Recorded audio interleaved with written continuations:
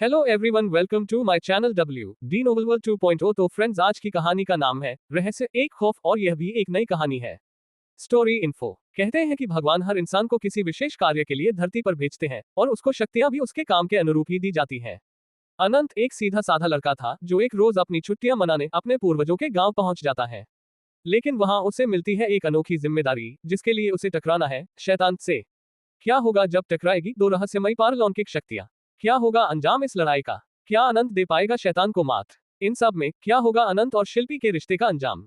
जानने के लिए पढ़ते रहिए रहस्य एक खौफ, सिर्फ पॉकेट नॉवल पर। धन्यवाद। Folded hands, folded hands. CH21 राजकुमारी चंद्रिका। इतना कहकर राणा जी चुपचाप वहां से अपने कक्ष की तरफ चले जाते हैं। राणा जी को ऐसा करता हुआ देखकर अश्वसेन जी भी मुस्कुराकर अपने कक्ष में चले जाते हैं। अब सुबह हो गई थी। राणा बाज बहादुर उठकर झरोखे पर व्यायाम कर रहे थे और उनकी नजर अपने कक्ष के सामने लगे फूलों के बगीचे पर पड़ती है, जहां उन्हें राजकुमारी चंद्रिका अपनी सखियों के संग बात करते करते पुष्प तोड़ती हुई दिखाई देती है। राणा जी इस दृश्य को देखकर मंत्रमुग्ध हो चुके थे। उन्हें तो ये तक होश नहीं था कि उन्होंने आधे ही वस्त्र पहन कर रखा है। तभी राजकुमारी चंद्रिका की नजर भी राणा जी पर पड़ जाती है और वो लज्जाते हुए वहां से चली जाती है। राजकुमारी के ऐसे जाने का कारण राणा जी समझ नहीं पाते हैं और कुछ सोचते सोचते कक्ष के भीतर आईने के सामने जाकर खड़े हो जाते हैं। जैसे ही राणा जी की नजर अपने नंगे बदन पर पड़ती है, तभी उनको ये समझते देर नहीं लगती कि राजकुमारी चंद्रिका वहां से ऐसे क्यों चली गई थी। राणा जी खुद के ही सर पर अपना हाथ मरते हैं और मुस्कुराते हुए अपने नित्य में लग जाते हैं। थोड़ी देर बाद राणा जी स्नान आदि करके तैयार होकर अपने कक्ष से बाहर निकलते हैं कि तभी उनकी मुलाकात अश्वसेन जी से होती है। अश्वसेन जी राणा जी को देखकर मुस्कुराए और बोले, क्षमा चाहूंगा मित्र, इस समय एक महत्वपूर्ण कार्य हेतु जाना पड़ रहा है। हम आपसे वापस आकर मिलते हैं, तब तक आप विराटनगर का भ्रमण करें। इतना कहकर महाराज अश्वसेन जी ने एक सैनिक को इशारा किया और उसे आदेश देते हुए कहा, सुनो, ये हमारे विशेष अतिथि हैं, इसलिए इनका पूरा ख्याल रखा जाए और इन्हें पूरे विराटनगर का भ्रमण करवाए। इतना कहकर महाराज अश्वसेन जी राणा जी से विदा लेकर वहां से चले गए। तभी उस सैनिक ने कहा, हुकुम बताइए, आप पहले कहाँ जाना चाहेंगे? इस पर राणा बाज बहादुर ने सैनिक से कहा, हम सबसे पहले पूरे विराटनगर के राजमहल में घुमा चाहते हैं। इस पर उस सैनिक ने अपना सिर हाँ में हिलाया और अपने साथ चलने का इशारा किया। दोनों पूरे महल में घूमने लगे। राणा बाज बहादुर राजमहल घूमने के बहाने केवल राजकुमारी चंद्रिका का कक्ष और उनको देखना चाहते थे। पूरा महल घूमने के बाद भी उन्हें कहीं भी राजकुमारी चंद्रिका नहीं मिली। तब राणा जी सैनिक से कहा, अब हमें विराटनगर के सारे फूलों के बगीचे और उद्यान देखने हैं। सैनिक ने फिर से अपना सिर हाँ में हिलाया और अपने साथ आने का इशारा किया। राणा जी ने पूरे विराटनगर के सारे पुष्प उद्यान और छोटे बड़े बगीचों में भी देख लिया, परंतु राजकुमारी चंद्रिका उन्हें अभी भी नहीं मिली थी। इसी तरह राणा बाज बहादुर पूरा नगर घूम आए, लेकिन उन्हें कहीं भी राजकुमारी चंद्रिका नहीं मिली। इस बात से मायूस राणा जी ने सैनिक से कहा, सैनिक, अब हमें मंदिर जाने की इच्छा हो रही है। इस पर उस सैनिक ने अपना सर हिलाया और कहा, जी चलिए। दोनों मंदिर की तरफ चल पड़े। राणा जी भगवान से अब ये प्रार्थना कर रहे थे कि कहीं तो उन्हें राजकुमारी चंद्रिका मिल जाए, इसलिए वो अब मंदिर जा रहे थे। इधर मां भवानी के मंदिर में राजकुमारी चंद्रिका प्रतिदिन की ही भांति आज भी मां भवानी की पूजा कर रही थी और मन ही मन में राणा जी को फिर से देखने की प्रार्थना कर रही थी। इधर राणा बाज बहादुर धीरे धीरे मंदिर की तरफ बढ़ रहे थे और आते ही उन्होंने सबसे पहले मां भवानी को दंडवत प्रणाम किया। इधर राजकुमारी चंद्रिका गर्भगृह में अपने वंश की कुलदेवी मां भगवती दुर्गा के पूजा कर रही थी। चूंकि पूजा करते वक्त राजकुमारी चंद्रिका का सर गर्भगृह की तरफ था, इसलिए राणा बाज बहादुर ने राजकुमारी चंद्रिका को नहीं देखा और उठकर बाहर चले गए और उस सैनिक से कहा, जाए और जाकर पुरोहित जी से कहिए कि हमें भी पूजा करनी है, इसलिए थोड़ा समय हमें भी दे। सैनिक भागता हुआ गया और पुरोहित जी से कहा, पुरोहित जी हमारे हुकुम पूजा करना चाहते हैं, इसलिए जैसे ही राजकुमारी चंद्रिका की पूजा समाप्त हो जाए तो राणा जी की पूजा की व्यवस्था कर दी जाए। इतना कहकर सैनिक बाहर चला गया और राणा जी को दूसरे द्वार की तरफ लेकर चला गया। इधर राजकुमारी चंद्रिका की पूजा मध्य में थी।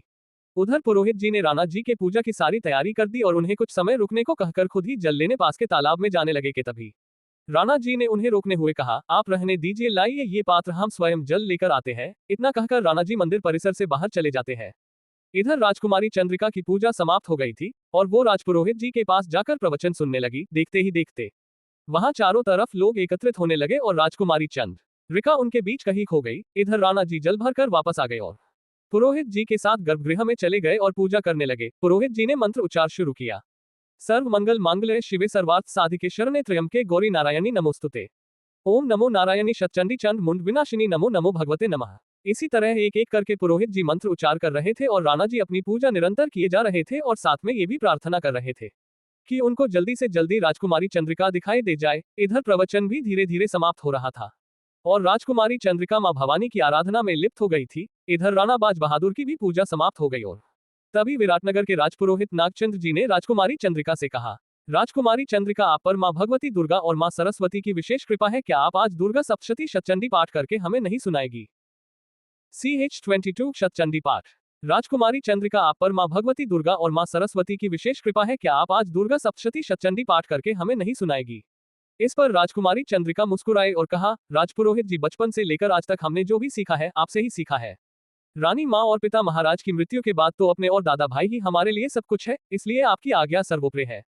इतना कहकर राजकुमारी चंद्रिका दुर्गा सप्तशती शतचंडी पाठ करने के लिए अपने हाथ जोड़ती है और एक मधुर आवाज में दुर्गा सप्तशती शतचंडी पाठ आरंभ करती है। नमो नमो दुर्गे सुख करनी, नमो नमो दुर्गे दुख हरनी, निरंकार है ज्योति तुम्हारी, तेहु लोक फैली उजियारी, शशि ललाट मुख महाविशाला, नेत्र लाल भरिकुटी विकराला, रूप मातु को अधिक सुहावे, दरश करत जन अति सुख पावे, तुम संसार शक्ति लेकीना, पालन हेतु अन्न धन दीना, अन्नपूर्णा हुई जगपाला, तुम ही आदि सुंदरी बाला, प्रलयकाल सब नाशनहारी, तुम गौरी शिव शंकर प्यारी, शिव योगी तुम्हारे गुण गावे, ब्रह्मा विष्णु तुम्हें नित ध्यावे, रूप सरस्वती को तुम धारा, दे सुबुद्धि ऋषि मुनि नुबारा, धरियो रूप नरसिंह को अंबा, परगट भई फाड़कर खंबा, रक्षा करी प्रहलाद बचायो, हिरण्याक्ष को स्वर्ग पठायो, लक्ष्मी रूप धरो जगमाही, श्री नारायण अंग समाही, क्षीर सिंधु में करत विलासा, दया सिंधु दीजे मन आसा, हिंगलाज में तुम ही भवानी, महिमा अमित न जात बखानी, मातंगी अरु धूमावती माता, भुवनेश्वरी बगला सुख दाता, श्री भैरो तारा जग तारिणी, छिन भाल भव दुख निवारिणी, केहरी वाहन सोह भवानी, लांगूर वीर चलत अगवानी, कर में खप्पर खड्ग विराजय, जाको देख काल डर भाजय, सोहे अस्त्र और त्रिशूला, जाते उठत शत्रु ही अशूला, नगर कोट में तुम ही विराजत, तेहु लोक में डंका बाजत, शुंभ निशुंभ दानव तुम मारे, रक्तबीज शंखन संहारे, महिषासुर नृपाति अभिमानी, जेही अध भार मही अकुलानी, रूप कराल कालिका धारा, सेन सहित तुम तिही संहारा, परिगार संतन पर जब जब, भई सहाय मात तुम तब तब, अमरपुरी अरु बासव लोका, तब महिमा सब रहे अशोका, ज्वाला में है ज्योति तुम्हारी, तुम्हें सदा पूजे नर नारी, प्रेम भक्ति से जो यश गावे, दुख दारिद्र निकट नहीं आवे, ध्यावे तुम्हें जो नर मन लाए, जन्म मरण ताको छुटी जाए, जोगी सुर मुनि कहत पुकारी, योग न हो बिन शक्ति तुम्हारी, शंकर आचारज तप कीनो, काम अरु क्रोध जीती सब लीनो, निशिदिन ध्यान धरो शंकर को, काहू काल नहीं सुमिरो तुमको, शक्ति रूप का मरम न पायो, शक्ति गई तब मन पछितायो, शरणागत हुई कीर्ति बखानी, जय जय जय जगदम्ब भवानी, भई प्रसन्न आदि जगदम्बा, दई शक्ति नहीं कीन विलंबा, मोको मातुकाष्ट अति घेरो, तुम बिन कौन हरे दुख मेरो, आशा तृष्णा निपट सतावे, रिपु मूरख मोहि डर पावे, शत्रु नाश कीजय महारानी, सुमिरौन इच्छित तुम्हें भवानी, करो कृपा हे मातु दयाला, रिद्धि सिद्धि दे करहु निहाला, जब लगी ज्यो दया फल पाऊं, तुम्हेरो यश मैं सदा सुनाऊं, दुर्गा चालीसा जो कोई गावे, सब सुख भोग परम पद पावे, देवी दास शरण निज जानी, करहु कृपा जगदम्ब भवानी। इति श्री दुर्गा चालीसा संपूर्ण। थोड़ी ही देर में दुर्गा सप्तशती शतचंडी पाठ समाप्त होते ही राजकुमारी चंद्रिका की नजर राणा बाज बहादुर पर पड़ती है, जो अभी भी उसी मधुर आवाज के वश में थे और एकटक राजकुमारी चंद्रिका को ही देखे जा रहे थे कि तभी राजपुरोहित जी ने एक लंबा सा शंखनाद किया। इस शंखनाद से राणा बाज बहादुर का वशीकरण टूटा और वो अपने होश में आ गए। होश में आते ही उन्होंने देखा कि उनके सामने हाथ में पूजा की थाली पकड़े वही अप्सरा खड़ी थी, जिसको उन्होंने पहली बार अपने कक्ष में देखा था और देखते ही वो उस पर मोहित हो गए थे। ईश्वर ने उसे इतना अद्भुत सौंदर्य दिया था कि उसे शब्दों में व्यक्त करना कठिन कार्य था। वो झील से गहरी नीली आंखें, उसमें काला गहरा काजल, होठों पर लाली, सुर्ख गुलाबी गाल, गले में स्वर्णमाले में पिरोई हुई मोतियां, हाथों में महंदी, पांव में निपुर और सुंदर सी घुंघरू वाले पजाए, हीरे और पन्ने जड़ी हुई कमरबंद, मूंगा जड़ित बाजूबंद तथा नीलम की अंगूठियां उस पर इतनी सज रही थी जैसे कि मानो ये सारी वस्तुएं केवल राजकुमारी चंद्रिका के लिए ही बनाई गई हो। इस सबके के साथ उसके गोरे से बदन पर लिपटी हुई स्वर्ण धागे से की गई कारीगरी वाली वो खूबसूरत लाल साड़ी, जिसमें राजकुमारी चंद्रिका बिल्कुल ही अप्सरा लग रही थी। यदि उसके हाथों में एक लाल कमल के पुष्प दे दिया जाए तो बिल्कुल ही मां लक्ष्मी का स्वरूप लगती, इतना सुंदर स्वरूप था उनका। राणा बाज बहादुर एकटक सिर्फ राजकुमारी चंद्रिका को निहार ही रहे थे, तभी राजकुमारी चंद्रिका ने अपनी चुटकी राणा जी आंखों के पास बजाए। चुटकी की आवाज से राणा जी ने अपने पलके झपकाई, तभी राणा जी ने देखा कि उनके सामने राजकुमारी चंद्रिका खड़ी थी, जो बहुत ही खूबसूरत लग रही थी और वो राणा जी को देखकर मुस्कुरा रही थी कि तभी राणा बाज बहादुर ने अपना हाथ आगे किया तो राजकुमारी चंद्रिका ने उनके हाथों में प्रसाद देते हुए कहा, क्या हुआ राणा बाज बहादुर जी, इस तरह आप क्या देख रहे थे? क्या आपने कभी कन्या नहीं देखी है? उद्धरण चिन्ह। इस पर राणा बाज बहादुर ने राजकुमारी चंद्रिका को उत्तर देते हुए कहा, कन्याएं तो बहुत देखी है, लेकिन उनमें से कोई भी राजकुमारी चंद्रिका से अधिक सुंदर नहीं थी। ये शब्द राणा जी के मुख से सुनकर राजकुमारी थोड़ा शर्माए और तेजी से वहां से महल की तरफ चल पड़ी। राणा बाज बहादुर भी उन्हीं के पीछे चल पड़े। थोड़ी दूर जाकर राणा बाज बहादुर ने राजकुमारी चंद्रिका से कहा, रुक जाए राजकुमारी जी, हमें आपसे एक अवश्य वार्ता करनी है। ये सुनकर राजकुमारी चंद्रिका रुक गई। राणा जी धीरे धीरे उनके बिल्कुल आ गए और कहा, राजकुमारी जी कृपया आप हमें क्षमा कर दिया गया। इस पर राजकुमारी चंद्रिका ने कहा, क्षमा लेकिन क्यों? इस पर राणा बाज बहादुर जी ने उन्हें पूरी बात बता दी, जिसे सुनकर राजकुमारी चंद्रिका जोर जोर से हंसने लगी और कहा, CH-23 कुंतलगढ़ वापसी। इस पर राणा बाज बहादुर जी ने उन्हें पूरी बात बता दी, जिसे सुनकर राजकुमारी चंद्रिका जोर जोर से हंसने लगी और कहा, इसके लिए आप हमसे क्षमा क्यों मांग रहे हैं? इसमें ऐसी तो कोई बात नहीं थी जिसके लिए आपको हमसे क्षमा मांगने की जरूरत हो। इतना कहकर राजकुमारी चंद्रिका अपने भवन की तरफ चली गई। राणा बाज बहादुर उनके पीछे पीछे महल के द्वार तक गए कि तभी राणा बाज बहादुर को सामने से राजा अश्वसेन जी आते हुए दिखाई दिए। राजा अश्वसेन जी मुस्कुराते हुए अपने मित्र के पास आए और कहा, कहिए मित्र, कैसा रहा विराटनगर का भ्रमण? तब राणा जी मुस्कुराते हुए बोले, बहुत ही अच्छा। इस बात पर दोनों मित्र हंसने लगे और एक दूसरे से बात करते हुए महल की तरफ चल पड़े।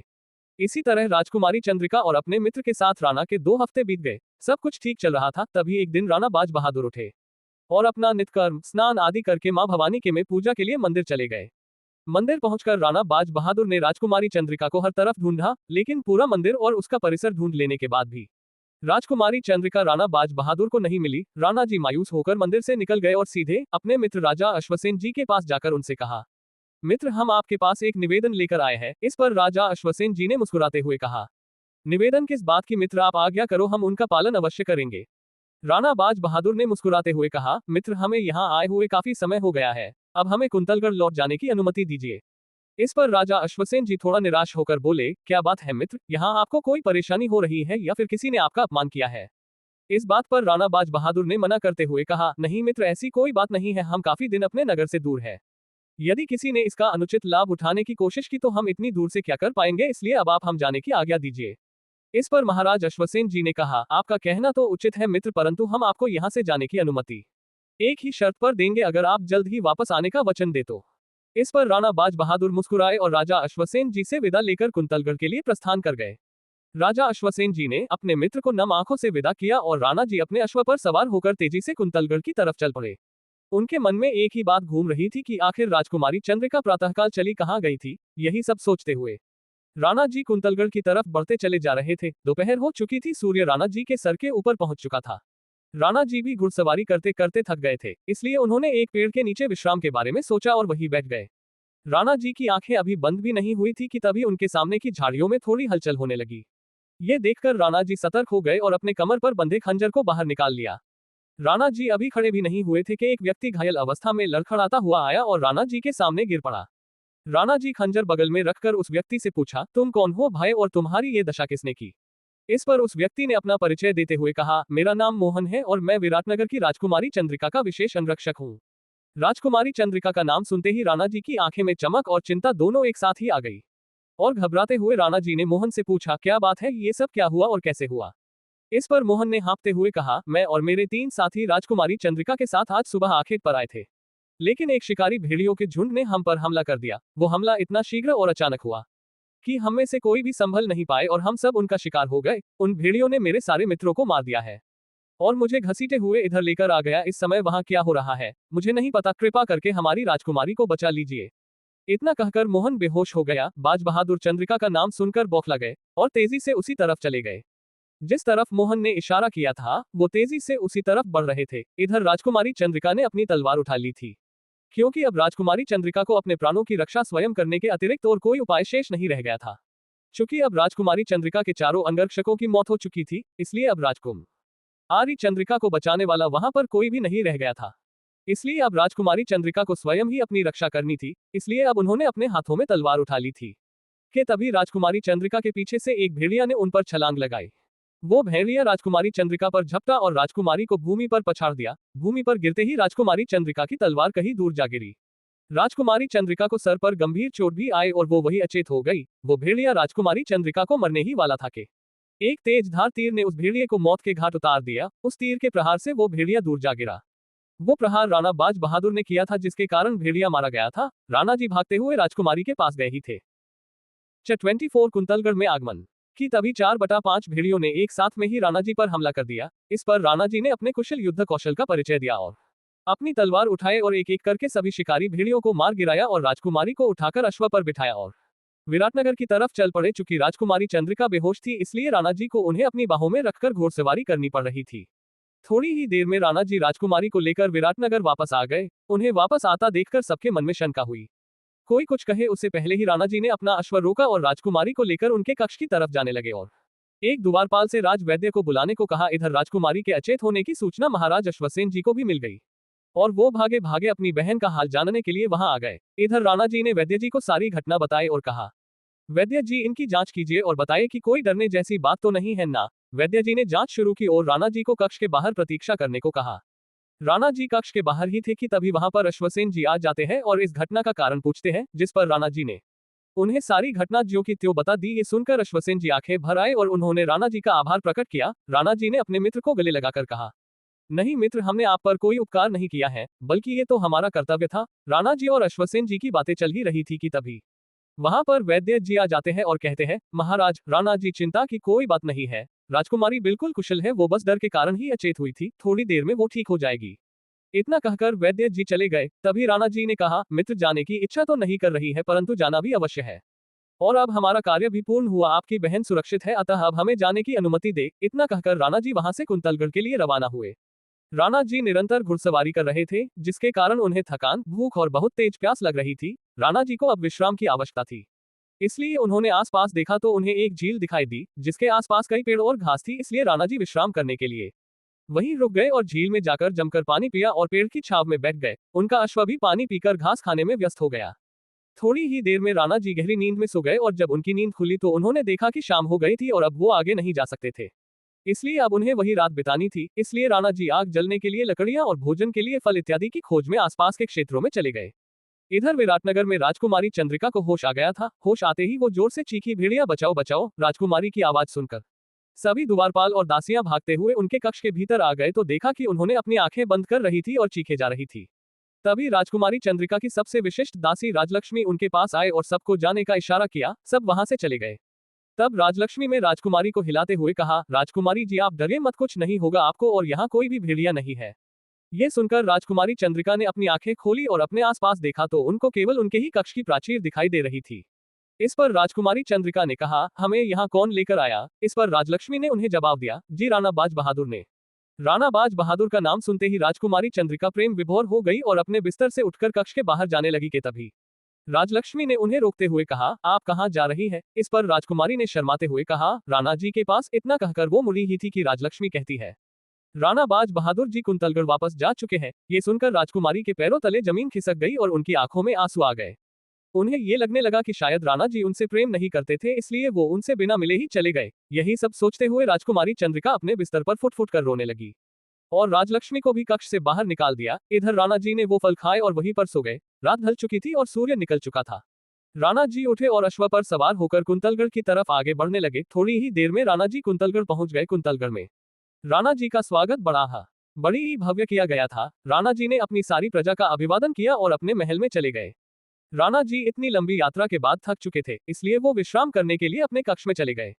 इधर विराटनगर में राजकुमारी चंद्रिका ने अपनी सारी रात रोते हुए बिताई, जिस कारण उनका स्वास्थ्य बिगड़ गया था। सुबह जब राजलक्ष्मी उनके कक्ष में आई तो देखा कि राजकुमारी ठंड से कांप रही हैं और उनका पूरा शरीर आग की तरह तप रहा था। राजलक्ष्मी ने तुरंत भागते हुए राजवैद्य को लेकर आए। वैद्य जी ने राजकुमारी की जांच की और कुछ औषधि देकर वहां से चले गए। राजलक्ष्मी वहीं बैठी रही और उनकी सेवा करती रही कि तभी वहां अश्वसेन जी आते हैं और कहते हैं, राजलक्ष्मी क्या हुआ है राजकुमारी को? CH-25 विवाह का प्रस्ताव। इस पर राजलक्ष्मी ने अश्वसेन जी से सत्य को छिपाते हुए कहा, जी ऐसी कोई बात नहीं है महाराज, वो बस जंगल के हादसे को अभी तक भुला नहीं पाए है। इस बात से अश्वसेन जी सहमत हुए और राजलक्ष्मी से राजकुमारी का ध्यान रखने को कहकर वहां से चले गए। इधर कुंतलगढ़ में सब लोग राणा जी के विवाह को लेकर अभी भी वही अटके हुए थे और इसलिए राजपुरोहित जी और महामंत्री जी ने देश के अलग अलग राज्य की राजकुमारियों के चित्र को मंगवा लिया था और महल की प्रदर्शनी में रखवा दिया था। राजपुरोहित जी ने कहा, राणा जी आपको नहीं लगता कि अब आपको विवाह कर लेना चाहिए? इस पर राणा जी मुस्कुराए और कहा, राजपुरोहित जी जब नियति में विवाह होगा तब हो जाएगा। इस पर महामंत्री बल्लभ जी ने कहा, राणा जी नियति भी एक प्रयास तो चाहती है ना। ये बात सुनकर राणा जी थोड़ा असमंजस में पड़ गए और कुछ सोचने लगे। तभी राजपुरोहित जी ने कहा, क्या बात है राणा जी, आप इतने असमंजस में क्यों पड़ गए? इस पर राणा जी ने कहा, नहीं ऐसी कोई बात नहीं है। इतना कहकर राणा जी वहां से उठकर झरोखे पर जाकर खड़े हो गए। तभी महामंत्री बल्लभ जी ने राणा जी से कहा, राणा जी एक बार आपको राजकुमारियों का चित्र देख लेना चाहिए। यदि उनमें से कोई राजकुमारी आपको भा जाए तो आप उनसे विवाह कर लीजिएगा। इस पर राणा जी ने बिना कुछ कहे ही कक्ष से निकलकर प्रदर्शनी वाले कक्ष की तरफ चले गए। उनके पीछे राजपुरोहित और महामंत्री जी भी प्रदर्शनी वाले कक्ष की तरफ चल पड़े। थोड़ी ही देर में वे तीनों प्रदर्शनी कक्ष में पहुंच गए। वहां पहुंचते ही राजपुरोहित जी ने एक चित्र उठाया और उस चित्र से राणा जी का परिचय करते हुए कहा, राणा जी, ये है मिर्रा की राजकुमारी प्रभावती। इन्होंने शास्त्रों में निपुणता प्राप्त की है और उन्हें शास्त्रों में बड़ा ही उच्च कोटि का ज्ञान है। इस पर राणा जी ने कोई प्रतिक्रिया नहीं दी। इसके बाद महामंत्री जी ने दूसरा चित्र उठाया और उससे राणा जी का परिचय करते हुए बोले, राणा जी, ये केवड़ नगर की राजकुमारी स्नेहलता। इन्हें पाक कला और राजनीति की बहुत अच्छी खासी जानकारी है। राणा जी ने फिर से कोई प्रतिक्रिया नहीं दी। राजपुरोहित जी और महामंत्री जी दोनों एक एक करके राणा जी को अलग अलग राज्यों की राजकुमारी और उनके गुण के बारे में बता रहे थे, लेकिन राणा जी किसी भी बात पर कोई प्रतिक्रिया नहीं कर रहे थे। कि तभी राणा जी ने महामंत्री जी और राजपुरोहित जी को टोकते हुए कहा, देखिए राजपुरोहित जी, हम आप दोनों की भावनाओं का सम्मान करते हैं, लेकिन हमें इनमें से किसी भी राजकन्या में कोई भी रुचि नहीं है। इसलिए हम आप दोनों से प्रार्थना करते हैं कि कृपया इस विषय को यही विराम दे दे। इतना कहकर राणा जी अपने कक्ष से बाहर चले गए। राणा जी के ऐसे व्यवहार से राजपुरोहित जी को कुछ ठीक नहीं लगा और वे कक्ष से बाहर निकले और सीधे राणा जी ने जी अंगरक्षकों के पास गए। महामंत्री बल्लभ जी भी राजपुरोहित जी के पीछे पीछे जाने लगे। थोड़ी ही देर में राजपुरोहित जी और महामंत्री जी दोनों ही शाही अंगरक्षकों के पास पहुंच गए। महामंत्री जी और राजपुरोहित को अपने सामने देखकर दोनों अंगरक्षक डर गए कि कहीं उनसे कोई गलती तो नहीं हो गई। दोनों चुपचाप एक दूसरे को देख रहे थे। तभी राजपुरोहित जी ने उनसे पूछा, तुम दोनों राणा जी के निजी अंगरक्षक हो ना? इस पर दोनों ने हाँ में अपना सर हिला। उनका जवाब मिलते ही राजपुरोहित जी ने उनसे दूसरा सवाल किया, क्या अभी के निकट दौर पर तुम दोनों राणा जी के साथ ही थे? इस प्रश्न पर भी दोनों ने हाँ में सर हिला। राजपुरोहित जी ने उनसे तीसरा प्रश्न किया, राणा जी ने इस दौर में कहाँ का भ्रमण किया है? इस पर एक अंगरक्षक ने कहा, जी राणा जी अभी अभी विराटनगर से अपने बचपन के मित्र को मिलकर आए हैं। राजपुरोहित जी तुरंत ही अपना अंतिम प्रश्न पूछा, थी है तो चलो बताओ कि क्या वहां कोई ऐसी घटना घटी थी जो इससे पूर्व कभी भी नहीं घटित हुई हो? इस पर दोनों अंगरक्षकों ने कोई जवाब नहीं दिया। उनकी ऐसी प्रतिक्रिया देखकर राजपुरोहित जी और महामंत्री जी दोनों वहां से जाने लगते। वो अभी कुछ ही कदम आगे बढ़े ही थे कि तभी एक अंगरक्षक ने उन्हें पीछे से आवाज दी और कहा, हाँ राजपुरोहित जी, एक ऐसी घटना तो अवश्य घटित हुई थी जो आज से पहले कभी नहीं हुई। इस पर राजपुरोहित जी और महामंत्री जी दोनों उसके पास आए और कहा, क्या शीघ्र बताओ। तब उस अंगरक्षक ने कुछ याद करते हुए जवाब दिया, जी राणा जी, जब विराटनगर में थे तो एक दिन मैंने ये देखा कि राणा जी अपने कक्ष के झरोखे से किसी को निहार रहे थे। जब मैंने उस तरफ देखा तो पाया कि सामने के फूलों के बाग में विराटनगर की राजकुमारी चंद्रिका अपने सखियों के संग फूल तोड़ रही थी और राणा जी वहां खड़े होकर ये देख रहे थे। इस पर महामंत्री बल्लभ जी क्रोध में बोले, तो इसमें ऐसा क्या हुआ? बेकार में तुमने हम लोगों का वक्त जाया किया। लेकिन ये सुनते ही राजपुरोहित सत्यानंद जी के मुखमंडल पर एक खुशी छा गई और वो मुस्कुराते हुए बोले, वाह, क्या समाचार दिया है तुमने, इसके लिए मैं तुम्हें पुरस्कृत करना चाहता हूँ। इतना कहकर राजपुरोहित जी ने उसे एक सोने की मोहर दी और वहां से चले गए। राजपुरोहित जी ने एक पत्र लिखना आरंभ किया। थोड़ी ही देर में पत्र पूरी हो गई और वो पत्र एक संदेशवाहक को देते हुए राजपुरोहित जी ने कहा, जाओ और ये पत्र जाकर विराटनगर के राजपुरोहित नागचंद्र को देना और उनसे कहना। CH-26 राजपुरोहित का पत्र। राजपुरोहित जी ने कहा, जाओ और ये पत्र जाकर विराटनगर के महामंत्री नागचंद्र को देना और उनसे कहना कि इस पत्र में कुंतलगढ़ के राजपुरोहित ने विराटनगर की राजकुमारी के लिए कुंतलगढ़ के राणा का विवाह प्रस्ताव भिजवाया है और यही विराटनगर नरेश को ये संबंध स्वीकार है तो आने वाली पंचमी तिथि को कुंतलगढ़ पधारे तथा राजकुमारी की जन्म कुंडली भी साथ लाए।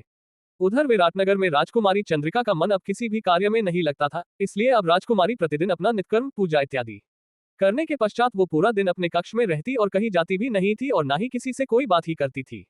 इस सब से महाराज अश्वसेन जी भी बहुत चिंतित थे। उन्हें अपनी बहन की चिंता होने लगी, क्योंकि इसे पहले राजकुमारी चंद्रिका ने ऐसा कभी नहीं किया था। वो अब पहले की भांति किसी से बातें नहीं करती थी और ना ही किसी से मिलती ही थी। वो बस पूरा दिन खुद को अपने कक्ष में बंद रखने लगी थी। महाराज अश्वसेन जी ने अपनी बहन की ऐसी हालत देखकर राज्य और आसपास के सारे वैद्य, जादूगर, तांत्रिक, अघोरी और पुरोहितों को बुलवाया और उन सबको राजकुमारी चंद्रिका की जांच करने के लिए कहा। सबने एक एक करके राजकुमारी की जांच शुरू की, लेकिन इस सब का परिणाम भी शून्य ही निकला। सबसे हारकर महाराज अश्वसेन ईश्वर के शरण में और इसलिए आज उन्होंने भवानी मां के मंदिर में पूजा रखवाए और अपनी बहन के लिए प्रार्थना कर रहे थे कि तभी उनकी पूजा समाप्त होने से पूर्व ही एक सैनिक ने जाकर विराटनगर के राजपुरोहित नागचंद्र जी को ये सूचना दी कि एक संदेशवाहक कुंतलगढ़ से कोई महत्वपूर्ण संदेश लेकर आया है। ये सुनकर अश्वसेन जी को थोड़ी चिंता हुई और उन्होंने पूजा मध्य में छोड़कर उठने लगे कि तभी राजपुरोहित नागचंद्र जी ने उन्हें माना करते हुए कहा, हे राजन, पूजा को मध्य में छोड़कर जाना अशुभ माना जाता है, इसलिए अपनी पूजा पूर्ण करे और जो भी हो वो सब मां पर छोड़ दे। महाराज अश्वसेन को राजपुरोहित नागचंद्र जी की बात ठीक लगती है और वो पूजा में वापस बैठते उन्होंने सैनिक से कहते हैं, जाओ और उस संदेशवाहक को सम्मान पूर्वक विश्राम करने को कहो और उनको जलपान भी कराओ, हम अपनी पूजा पूर्ण करके उनसे मिलेंगे। अपने महाराज की आज्ञा पाकर सैनिक वहां से वापस जाने के लिए मुड़ा ही था कि तभी राजपुरोहित नागचंद्र ने सैनिक से कहा, जाओ और जाकर उस संदेशवाहक को हमारे पास ले आओ, हम यही उसका संदेश सुनेंगे। ये सुनकर सैनिक वहां से चला गया और थोड़ी ही देर में वो संदेशवाहक वहां पर आया और आते ही उसने अश्वसेन जी और नागचंद्र को प्रणाम करते हुए कहा, जी मैं कुंतलगढ़ के राजपुरोहित सत्यानंद का संदेश लेकर आया हूँ। ये सुनकर नागचंद्र ने इस संदेशवाहक से कहा, तो सुनाओ क्या संदेश कुंतलगढ़ के राजपुरोहित जी ने हमारे लिए भिजवाया है। संदेशवाहक संदेश पढ़ते हुए कहता है, मित्र नागचंद्र कैसे हैं आप, आशा करता हूँ कि आप कुशल से होंगे और विराटनगर में भी सब कुछ कुशल मंगल से होगा। मित्र आज मैं आपके सामने एक प्रार्थना कर रहा हूँ, कृपा करके मेरी इस प्रार्थना को आप और अपने महाराज अश्वसेन जी स्वीकार करके मेरा मान रखे। मैं आपके नगर से आपके महाराज अश्वसेन जी की सुंदर सुशील और गुणी बहन राजकुमारी चंद्रिका का हाथ अपने राणा बाज बहादुर के लिए मांगता हूँ। मैं आपके पास अपने राणा जी का विवाह प्रस्ताव भेज रहा हूँ, कृपा करके मेरा मान रखे। स्वहृदय प्रणाम, आपका मित्र राजपुरोहित सत्यानंद। इतना कहकर संदेशवाहक ने अपना संदेश पूरा किया और उनसे आज्ञा मांगकर मंदिर के बाहर निकल गया। इधर बाज बहादुर के विवाह प्रस्ताव की बात सुनकर अश्वसेन जी खुशी से झूम उठे और माँ भवानी को प्रणाम करते हुए कहा, हे माँ, आपने तो बिना मांगे ही हमें इस दुनिया की सबसे बड़ी खुशी से दी, इसके लिए आपका धन्यवाद। इतना कहकर अश्वसेन जी भागते हुए अपनी बहन राजकुमारी चंद्रिका के कक्ष की तरफ गए। इधर राजकुमारी चंद्रिका अपने कक्ष में चित्र बना रही थी कि तभी वहां पर उसकी सखी और प्रमुख दासी राजलक्ष्मी आ जाती है और राजकुमारी चंद्रिका से कहती है, राजकुमारी जी, जब आप राणा बाज बहादुर से प्रेम करती हैं तो ये बात आप महाराज अश्वसेन को बता क्यों नहीं देती है, आखिर वो उनके बचपन के मित्र है। इस पर राजकुमारी चंद्रिका चित्र बनाना छोड़कर राजलक्ष्मी के पास जाकर कहती है, नहीं मैं ये बात अपने दादा भाई से नहीं कह सकती हूँ क्योंकि मैं तो उनसे प्रेम करती हूँ, परंतु वो मुझसे प्रेम नहीं करते, आगे करते तो यूं हमें छोड़कर बिना बताए वापस न जाते। इस पर राजलक्ष्मी कहती है, आप यही सोचती रह जाएंगी और वहां का कोई और आपसे विवाह कर लेगा। इधर राजकुमारी चंद्रिका और राजलक्ष्मी की बातें बाहर खड़े अश्वसेन जी सुन लेते हैं और अपनी बाहर की खुशी को दोगुनी करने के लिए एक नाटक करते हैं और अपने आने की घोषणा करवाते। घोषणा सुनते हुए राजकुमारी और राजलक्ष्मी दोनों अपने अपने कामों में लग जाती है।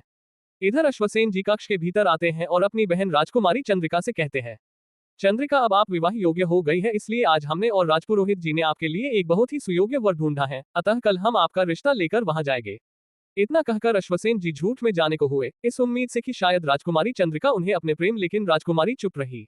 अश्वसेन जी कक्ष से बाहर भी निकल गए लेकिन फिर भी राजकुमारी कुछ नहीं बोली। तब थोड़ी देर बाद अश्वसेन जी वापस आए और राजलक्ष्मी से कहा, राजलक्ष्मी आप राजकुमारी की कुंडली और इनका इस सुंदर सा चित्र निकल दीजिएगा, कल प्रातःकाल ही हम वहां जाने के लिए निकलेंगे। इतना कहने के बाद भी राजकुमारी चंद्रिका कुछ भी नहीं बोली। तब इस बात से हैरान अश्वसेन जी ने कहा, चंद्रिका आपको अगर कुछ कहना है तो आप कह सकती है। CH27 विवाह की तिथि। चंद्रिका ने फिर भी कुछ नहीं कहा। राजकुमारी के कुछ न कहने पर अश्वसेन जी वहां से चले गए। दूसरे दिन प्रातःकाल अश्वसेन जी और राजपुरोहित नागचंद्र जी दोनों कुंतलगढ़ के लिए निकल पड़े। दोपहर तक वो दोनों कुंतलगढ़ पहुंच गए। इधर कुंतलगढ़ में उनके स्वागत की पूरी तैयारी हो चुकी थी तथा महाराज अश्वसेन जी के कुंतलगढ़ पहुंचते ही उनका स्वागत बड़े ही भव्य तरह से किया गया। महाराज अश्वसेन जी और नागचंद्र जी के स्वागत के लिए स्वयं राजपुरोहित सत्यानंद जी, महामंत्री बल्लभ जी और सेनानायक सूरतन सिंह कुंतलगढ़ के मुख्य द्वार पर खड़े थे। अश्वसेन जी के आते ही उनके आने की सूचना राणा बाज बहादुर को मिल गई। अपने मित्र के आने की खुशी में उनके स्वागत के लिए राणा जी भी अपने मित्र के स्वागत में सम्मिलित हो गए और अपने मित्र को महल में लेकर आए। दोनों मित्रों ने एक दूसरे से गले मिलकर एक दूसरे के लिए अपने सम्मान को व्यक्त किया। इसके पश्चात राणा जी ने अश्वसेन जी से कहा, मित्र आप हमारे यहाँ पधारे इसके लिए आपका धन्यवाद, परंतु बिना किसी सूचना के विराटनगर में सब कुशल तो है, ना कहीं कोई संकट। राणा जी ने इतना कहा ही था कि तभी महाराज अश्वसेन जी ने मुस्कुराते हुए कहा, मित्र अच्छा उपहास कर लेते हैं आप, पीछे बार भी आपने ऐसा ही किया था, परंतु अब हम आपकी बातों में नहीं फंसने वाले हैं। ये कहकर महाराज अश्वसेन हंसने लगे। इस पर राणा जी ने कहा, अर्थात आप कहना क्या चाहते हैं। इस पर अश्वसेन जी ने कहा, वाह भाई, पहले स्वयं पत्र लिखकर बुलवाते हैं और अब देखो कितने अनजान बन रहे हैं राणा जी, जैसे कि इन्हें कुछ पता ही न हो। इस पर राणा जी ने गंभीर शब्दों में कहा, पत्र, लेकिन हमने तो आपको कोई पत्र भिजवाया ही नहीं था। ये सुनकर अश्वसेन जी भी चौंक गए और कुछ कहने ही वाले थे कि तभी वहां पर सत्यानंद जी, नागचंद्र जी, महामंत्री बल्लभ जी और सेनानायक सुरतन सिंह आते हैं और सत्यानंद जी आते ही कहते हैं, राणा जी सही कह रहे हैं अश्वसेन जी, वो पत्र राणा जी ने नहीं बल्कि हमने भिजवाया था। ये सुनकर राणा जी निशब्द रह गए। इस पर अश्वसेन जी ने सत्यानंद जी का आभार मानते हुए उन्हें धन्यवाद किया। थोड़ी देर बाद राणा जी ने कहा, अपने लेकिन क्यों। इस पर सत्यानंद ने उत्तर दिया, राणा जी आपके हृदय की बात हमें पता चल ही गई कि आप विराटनगर की राजकुमारी चंद्रिका से प्रेम कर बैठे हैं, इसलिए हमने आपके लिए राजकुमारी चंद्रिका का हाथ महाराज अश्वसेन जी से मांगा और आपका विवाह प्रस्ताव बिना आपके अनुमति के ही विराटनगर भेज दिया। ये सुनकर राणा जी चुप हो गए और बैठ गए। तभी अश्वसेन जी ने राणा जी का हाथ पकड़कर उनसे कहा, मित्र हम और पूरा विराटनगर आपका आभारी रहेंगे अपनी अपने जीवन संगनी के लिए हमारी बहन का चयन करके। हम पर न उतरने वाला उपकार किया है, इसके लिए पूरा विराटनगर आपका ऋणी हो गया। इस पर राणा जी ने कहा, नहीं मित्र, ऐसा ना कहे, राजकुमारी चंद्रिका जैसी सर्वगुण संपन्न है कन्या जिस किसी राज्य को महारानी के रूप में मिलेंगी वो बड़ा ही सौभाग्यशाली राष्ट्र होगा। ये सुनकर अश्वसेन जी भाव विभोर हो गए। तभी राजपुरोहित जी ने अश्वसेन जी से कहा, अश्वसेन जी, क्या आप राजकुमारी चंद्रिका की कुंडली अपने साथ लेकर आए हैं? इस पर अश्वसेन जी ने राजकुमारी चंद्रिका की कुंडली राजपुरोहित जी को देते हुए कहा, जी हाँ, ये रही राजकुमारी चंद्रिका की कुंडली। अश्वसेन जी ने कुंडली को राजपुरोहित जी को सौंपते हुए बोले। राजपुरोहित जी और नागचंद्र जी दोनों राजकुमारी चंद्रिका तथा राणा बाज बहादुर की कुंडली से मिलाकर देखने लगे। जब वे दोनों कुंडली का अध्ययन कर रहे थे उस समय सब मौन होकर उन्हें ही देखे जा रहे थे। थोड़ी ही देर में दोनों के मुख पर मुस्कान आ गई और दोनों ने एक साथ ही कहा, वाह उत्तम, अति उत्तम, हम दोनों ने अपने जीवन काल में आज तक इतनी मेल खाती कुंडलियां नहीं देखी है। इन्हें देखकर ऐसा लगता है कि ईश्वर ने इन दोनों को एक दूसरे के लिए ही बनाया है। सबने राणा जी और अश्वसेन जी को बधाई दी। तभी नागचंद्र जी ने कहा, अगले माह की एकदशी को बहुत ही शुभ मुहूर्त है, उस दिन हम राणा जी का तिलक कर सकते हैं। इसी बात को आगे जारी रखते हुए सत्यानंद जी ने कहा, हाँ, और अगले माह में शरद पूर्णिमा का पावन अवसर भी है, इसलिए शरद पूर्णिमा के दिन विवाह का सबसे शुभ मुहूर्त है। ये सुनते ही अश्वसेन जी ने कहा, हमें ये संबंध स्वीकार है, परंतु हम एक बार आपके मुख से सुनना चाहते हैं मित्र की इसके लिए आपकी क्या इच्छा है। इस पर राणा जी ने अश्वसेन जी को गले लगते हुए कहा, जाइए मित्र और विवाह की तैयारी कीजिए। अब हम अगले माह की एकादशी को मिलेंगे। ये सुनकर अश्वसेन जी मुस्कुराए। तभी सत्यानंद जी ने कहा, ठीक, तो कल हम महामंत्री बल्लभ जी और सेनानायक सूरतन सिंह कुंतलगढ़ की परंपरा के अनुसार राजकुमारी चंद्रिका को शाही कंगन देने जाएंगे। इतना कहकर सभी भोजन के लिए भोजन कक्ष में गए और सबने एक साथ ही भोजन किया और भोजन करके सभी विश्राम के लिए अपने अपने कक्ष में चले गए। इधर विराटनगर में राजकुमारी चंद्रिका अपने मन पर नियंत्रण नहीं कर पा रही थी। उन्हें बार बार राणा बाज बहादुर के साथ बिताए हुए पल याद आ रहे थे और इसके कारण वो विचलित हो रही थी। उन्हें नींद नहीं आ रही थी। पूरी रात राजकुमारी चंद्रिका ने अपने कक्ष में टहलते हुए ही व्यतीत कर दिए। अब सुबह हो चुकी थी और कुंतलगढ़ में सारे लोग अपना अपना नित्कर्म पूर्ण करके दरबार में उपस्थित हुए और दरबार में ही राजपुरोहित सत्यानंद जी ने CH-28 चंद्रिका का वर कौन सभी सभासदों को राणा जी विवाह के लिए निर्धारित तिथि और कन्या के विषय में सभी को सूचित किया। राणा जी के विवाह के बारे में जानकर सबने राणा जी और अश्वसेन जी को बधाई दी और वहीं पर सभा बर्खास्त कर दी गई। राणा जी, राजपुरोहित सत्यानंद जी, महामंत्री बल्लभ जी और सेनानायक सूरतन सिंह के साथ साथ सभी सभासदों ने महाराज अश्वसेन जी और विराटनगर के राजपुरोहित नागचंद्र को विदा किया और सब कल की तैयारी में लग गए थे। उधर राजकुमारी चंद्रिका अपने मन पर नियंत्रण न कर पाने की वजह से चक्कर खाकर गिर पड़ी। राजकुमारी को भूमि पर देखकर राजलक्ष्मी भागती हुई राजवैद्य को लेकर आए और अन्य दासियों की सहायता से राजकुमारी चंद्रिका को जमीन से उठाकर बिस्तर पर लिटा दिया। राजलक्ष्मी राजकुमारी चंद्रिका के मन की दशा से परिचित थी, इसलिए उसने भगवान से प्रार्थना करते हुए ही स्वयं से ये निर्णय किया कि अब चाहे जो भी हो वो खुद महाराज अश्वसेन जी से राजकुमारी चंद्रिका के हृदय की बात कहेगी। अब इसके लिए महाराज अश्वसेन जी उसे मृत्युदंड ही क्यों न दे दे। ये निश्चय करके राजलक्ष्मी अश्वसेन जी के आने की प्रतीक्षा करने लगी। इधर अश्वसेन जी और राजपुरोहित नागचंद्र जी दोनों विराटनगर की तरफ तेजी से बढ़ रहे थे। दोपहर होने तक अश्वसेन जी विराटनगर पहुंच गए और राजकुमारी चंद्रिका से मिलने उनके कक्ष की तरफ आगे बढ़ रहे थे। वो उस समय एक ही थे कि तभी राजलक्ष्मी अश्वसेन जी के सामने आ गई और हाथ जोड़ते हुए कहा, हुकुम, आप चाहो तो हमें मृत्युदंड दे दीजिए, लेकिन आज मैं आपको ये बात कहकर रहूंगी। ये सुनकर अश्वसेन जी असमंजस में पड़ गए और राजलक्ष्मी से कहा, क्या हुआ राजलक्ष्मी, आप ये कैसी बातें कर रही है? आप हमें ये बताएगी कि आप किस विषय पर हमसे बात करना चाहती है। तब राजलक्ष्मी ने कहा, जी महाराज, मैं आपसे राजकुमारी चंद्रिका के विवाह के संबंध में बात करना चाहती हूँ। मैं ये जानती हूँ कि एक दासी होकर राजसी कार्यों में हस्तक्षेप करना राजविद्रोह है, लेकिन मैं राजकुमारी चंद्रिका की ऐसी दशा भी नहीं देख सकती, इसलिए आप मुझे इस अपराध के लिए जो भी दंड देंगे वो मैं स्वीकार करती हूँ। इस पर अश्वसेन जी ने कहा, राजलक्ष्मी, आप क्या कहना चाहती है, साफ साफ कहिए, इस तरह पहेलियों में बात मत कीजिए। तब राजलक्ष्मी ने कहा, महाराज, आपको शायद ज्ञात नहीं है कि राजकुमारी चंद्रिका कुंतलगढ़ के राणा बाज बहादुर से प्रेम करती है, और यदि राजकुमारी का विवाह अपने कहीं और किया तो राजकुमारी चंद्रिका अपने पूरे जीवन में कभी भी प्रसन्न नहीं रह पाएगी, इसलिए आपके जाते ही वो अस्वस्थ हो गई। इसलिए मैं आपसे निवेदन करती हूँ कि आपने जिनसे भी राजकुमारी का विवाह तय किया उसे तोड़ दे। इस पर अश्वसेन जी ने गंभीर शब्दों में कहा, अगर ये सत्य है तो राजकुमारी चंद्रिका ने इतनी महत्वपूर्ण बात हमें क्यों नहीं बताई। इस पर राजलक्ष्मी ने सारी बातें एक सांस में कह दी। सारी बात सुनकर अश्वसेन की ठहाके लगाकर हंसने लगे। इस पर राजलक्ष्मी जुल्लते हुए बोली, हुकुम, इतनी गंभीर बात पर आप हंस कैसे सकते हैं। इस पर अश्वसेन जी ने राजलक्ष्मी को बताते हुए बोले, हम आपको अपने हंसने कारण तो जरूर बता देंगे, लेकिन उससे पहले आपको हमें एक वचन भी देना होगा। ये सुनकर राजलक्ष्मी ने कहा, वचन? लेकिन कैसा वचन, मैं कुछ समझी नहीं। इस पर राजा अश्वसेन जी ने कहा, आपको हमें ये वचन देना होगा कि अभी जो कुछ भी हम आपको बताएंगे आपको अभी राजकुमारी चंद्रिका को नहीं बताएगी। इस पर राजलक्ष्मी असमंजस से बोली, मैं आपको ये वचन तभी दे सकती हूँ जब मुझे ये पता चले कि आखिर ऐसी क्या है जिसके कारण आप हंस रहे हैं। इस पर महाराज अश्वसेन जी ने मुस्कुराते हुए कहा, ठीक है, मैं आपको बताता हूँ। ये कहकर महाराज अश्वसेन जी ने अपने आसपास एक नजर घुमाई। जब महाराज अश्वसेन जी ने ये निश्चित कर लिया कि उनके आसपास राजलक्ष्मी के अलावा और कोई भी वहां पर नहीं था, तब महाराज अश्वसेन जी ने राजलक्ष्मी से कहा, आपको पता है हमने राजकुमारी चंद्रिका का विवाह किनके साथ निश्चित किया है? राजलक्ष्मी ने कहा, नहीं। तब महाराज अश्वसेन जी ने कहा, हमने अपनी बहन राजकुमारी चंद्रिका का विवाह कुंतलगढ़ के राणा बाज बहादुर से निश्चित किया है। राणा बाज बहादुर का नाम सुनते ही राजलक्ष्मी अचंभे से अचेत हो गई। महाराज अश्वसेन ने उसे संभाला और जब राजलक्ष्मी को चेतना आई तो उसने खुद को अपने कक्ष में पाया और उस समय कक्ष में उसके पास एक दासी बैठी हुई थी जो उसके सर पर ठंडे पानी से पट्टी कर रही थी। जैसे ही राजलक्ष्मी को चेतना आई वो झटके से उठी और भागते हुए महाराज अश्वसेन के पास गई और न से अपनी बात पूरी करने का निवेदन किया।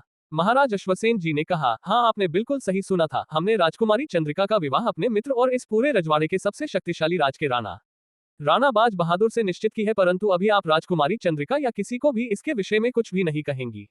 इस बात पर राजलक्ष्मी बोली, परंतु महाराज, जब आपने अपनी बहन के लिए वही किया जो वो खुद चाहती थी, तो आप उनसे ये बात गुप्त क्यों रखना चाहते हैं? इस पर अश्वसेन जी अपनी सारी योजना राजलक्ष्मी को बताते हुए कहा, राजलक्ष्मी, हम राजकुमारी चंद्रिका से इसलिए ये बात गुप्त रखना चाहते हैं क्योंकि हम उनकी आंखों वो खुशी देखना चाहते जो उन्हें सगाई के वक्त अपने वर के रूप में राणा जी को देखकर होगी। और हम आपसे इस कार्य में अपनी सहायता की आशा करते हैं। आप हमारी सहायता करेंगे ना? इस पर राजलक्ष्मी ने अपनी सहमति दी। दोनों के बीच सारी बातें खत्म होते ही दोनों अपने अपने कार्यों में व्यस्त हो गए। उन्हें ऐसा लग रहा था कि उनकी सारी बात गुप्त है। CH-29 साजिश। उन दोनों के बीच सारी बातें खत्म होते ही दोनों अपने अपने कार्यों में व्यस्त हो गए। उन्हें ऐसा लग रहा था कि उनकी सारी बात गुप्त है, परंतु एक सैनिक ने दोनों की बात चोरी छुपे सुन ली थी और जाकर पशुपति को यह सूचना दे दी कि अश्वसेन ने अपने बहन का विवाह उससे नहीं बल्कि बाज बहादुर से करने वाला था। जियो ही पशुपति को यह पता चला कि अब राजकुमारी चंद्रिका का विवाह उससे नहीं होगा। ये सुनते ही उसके शरीर में क्रोध की अग्नि भड़क गई और उसने अपने सबसे खूंखार खूनी दल को बुलवाया और उन सब से कहा, मेरे वफादार सैनिकों, आज तुम्हारे राजा को तुम सबकी सहायता की जरूरत है। ये सुनकर उस खूनी दल का सरदार बोला, हुकुम, आप आदेश तो करो, किसको मृत्यु के देवता के दर्शन करने हैं? इस पर पशुपति ने कहा, राणा बाज बहादुर। ये सुनकर उस खूनी दल के सरदार ने कहा, हुकुम, ये राणा बाज बहादुर हमें मिलेगा कहाँ? इस पर पशुपति ने कहा, वो कुंतलगढ़ का राणा है और मैंने सुना है कि कुंतलगढ़ बहुत सशक्त राज्यों में से एक है। इस खूनी दल का सरदार हंसते हुए बोला, राज्यों के सशक्त होने से क्या होगा हुकुम, हम लोग तो इसके राज्य में जाकर उसके महल में ही उसे मृत्यु की नींद सुला देंगे।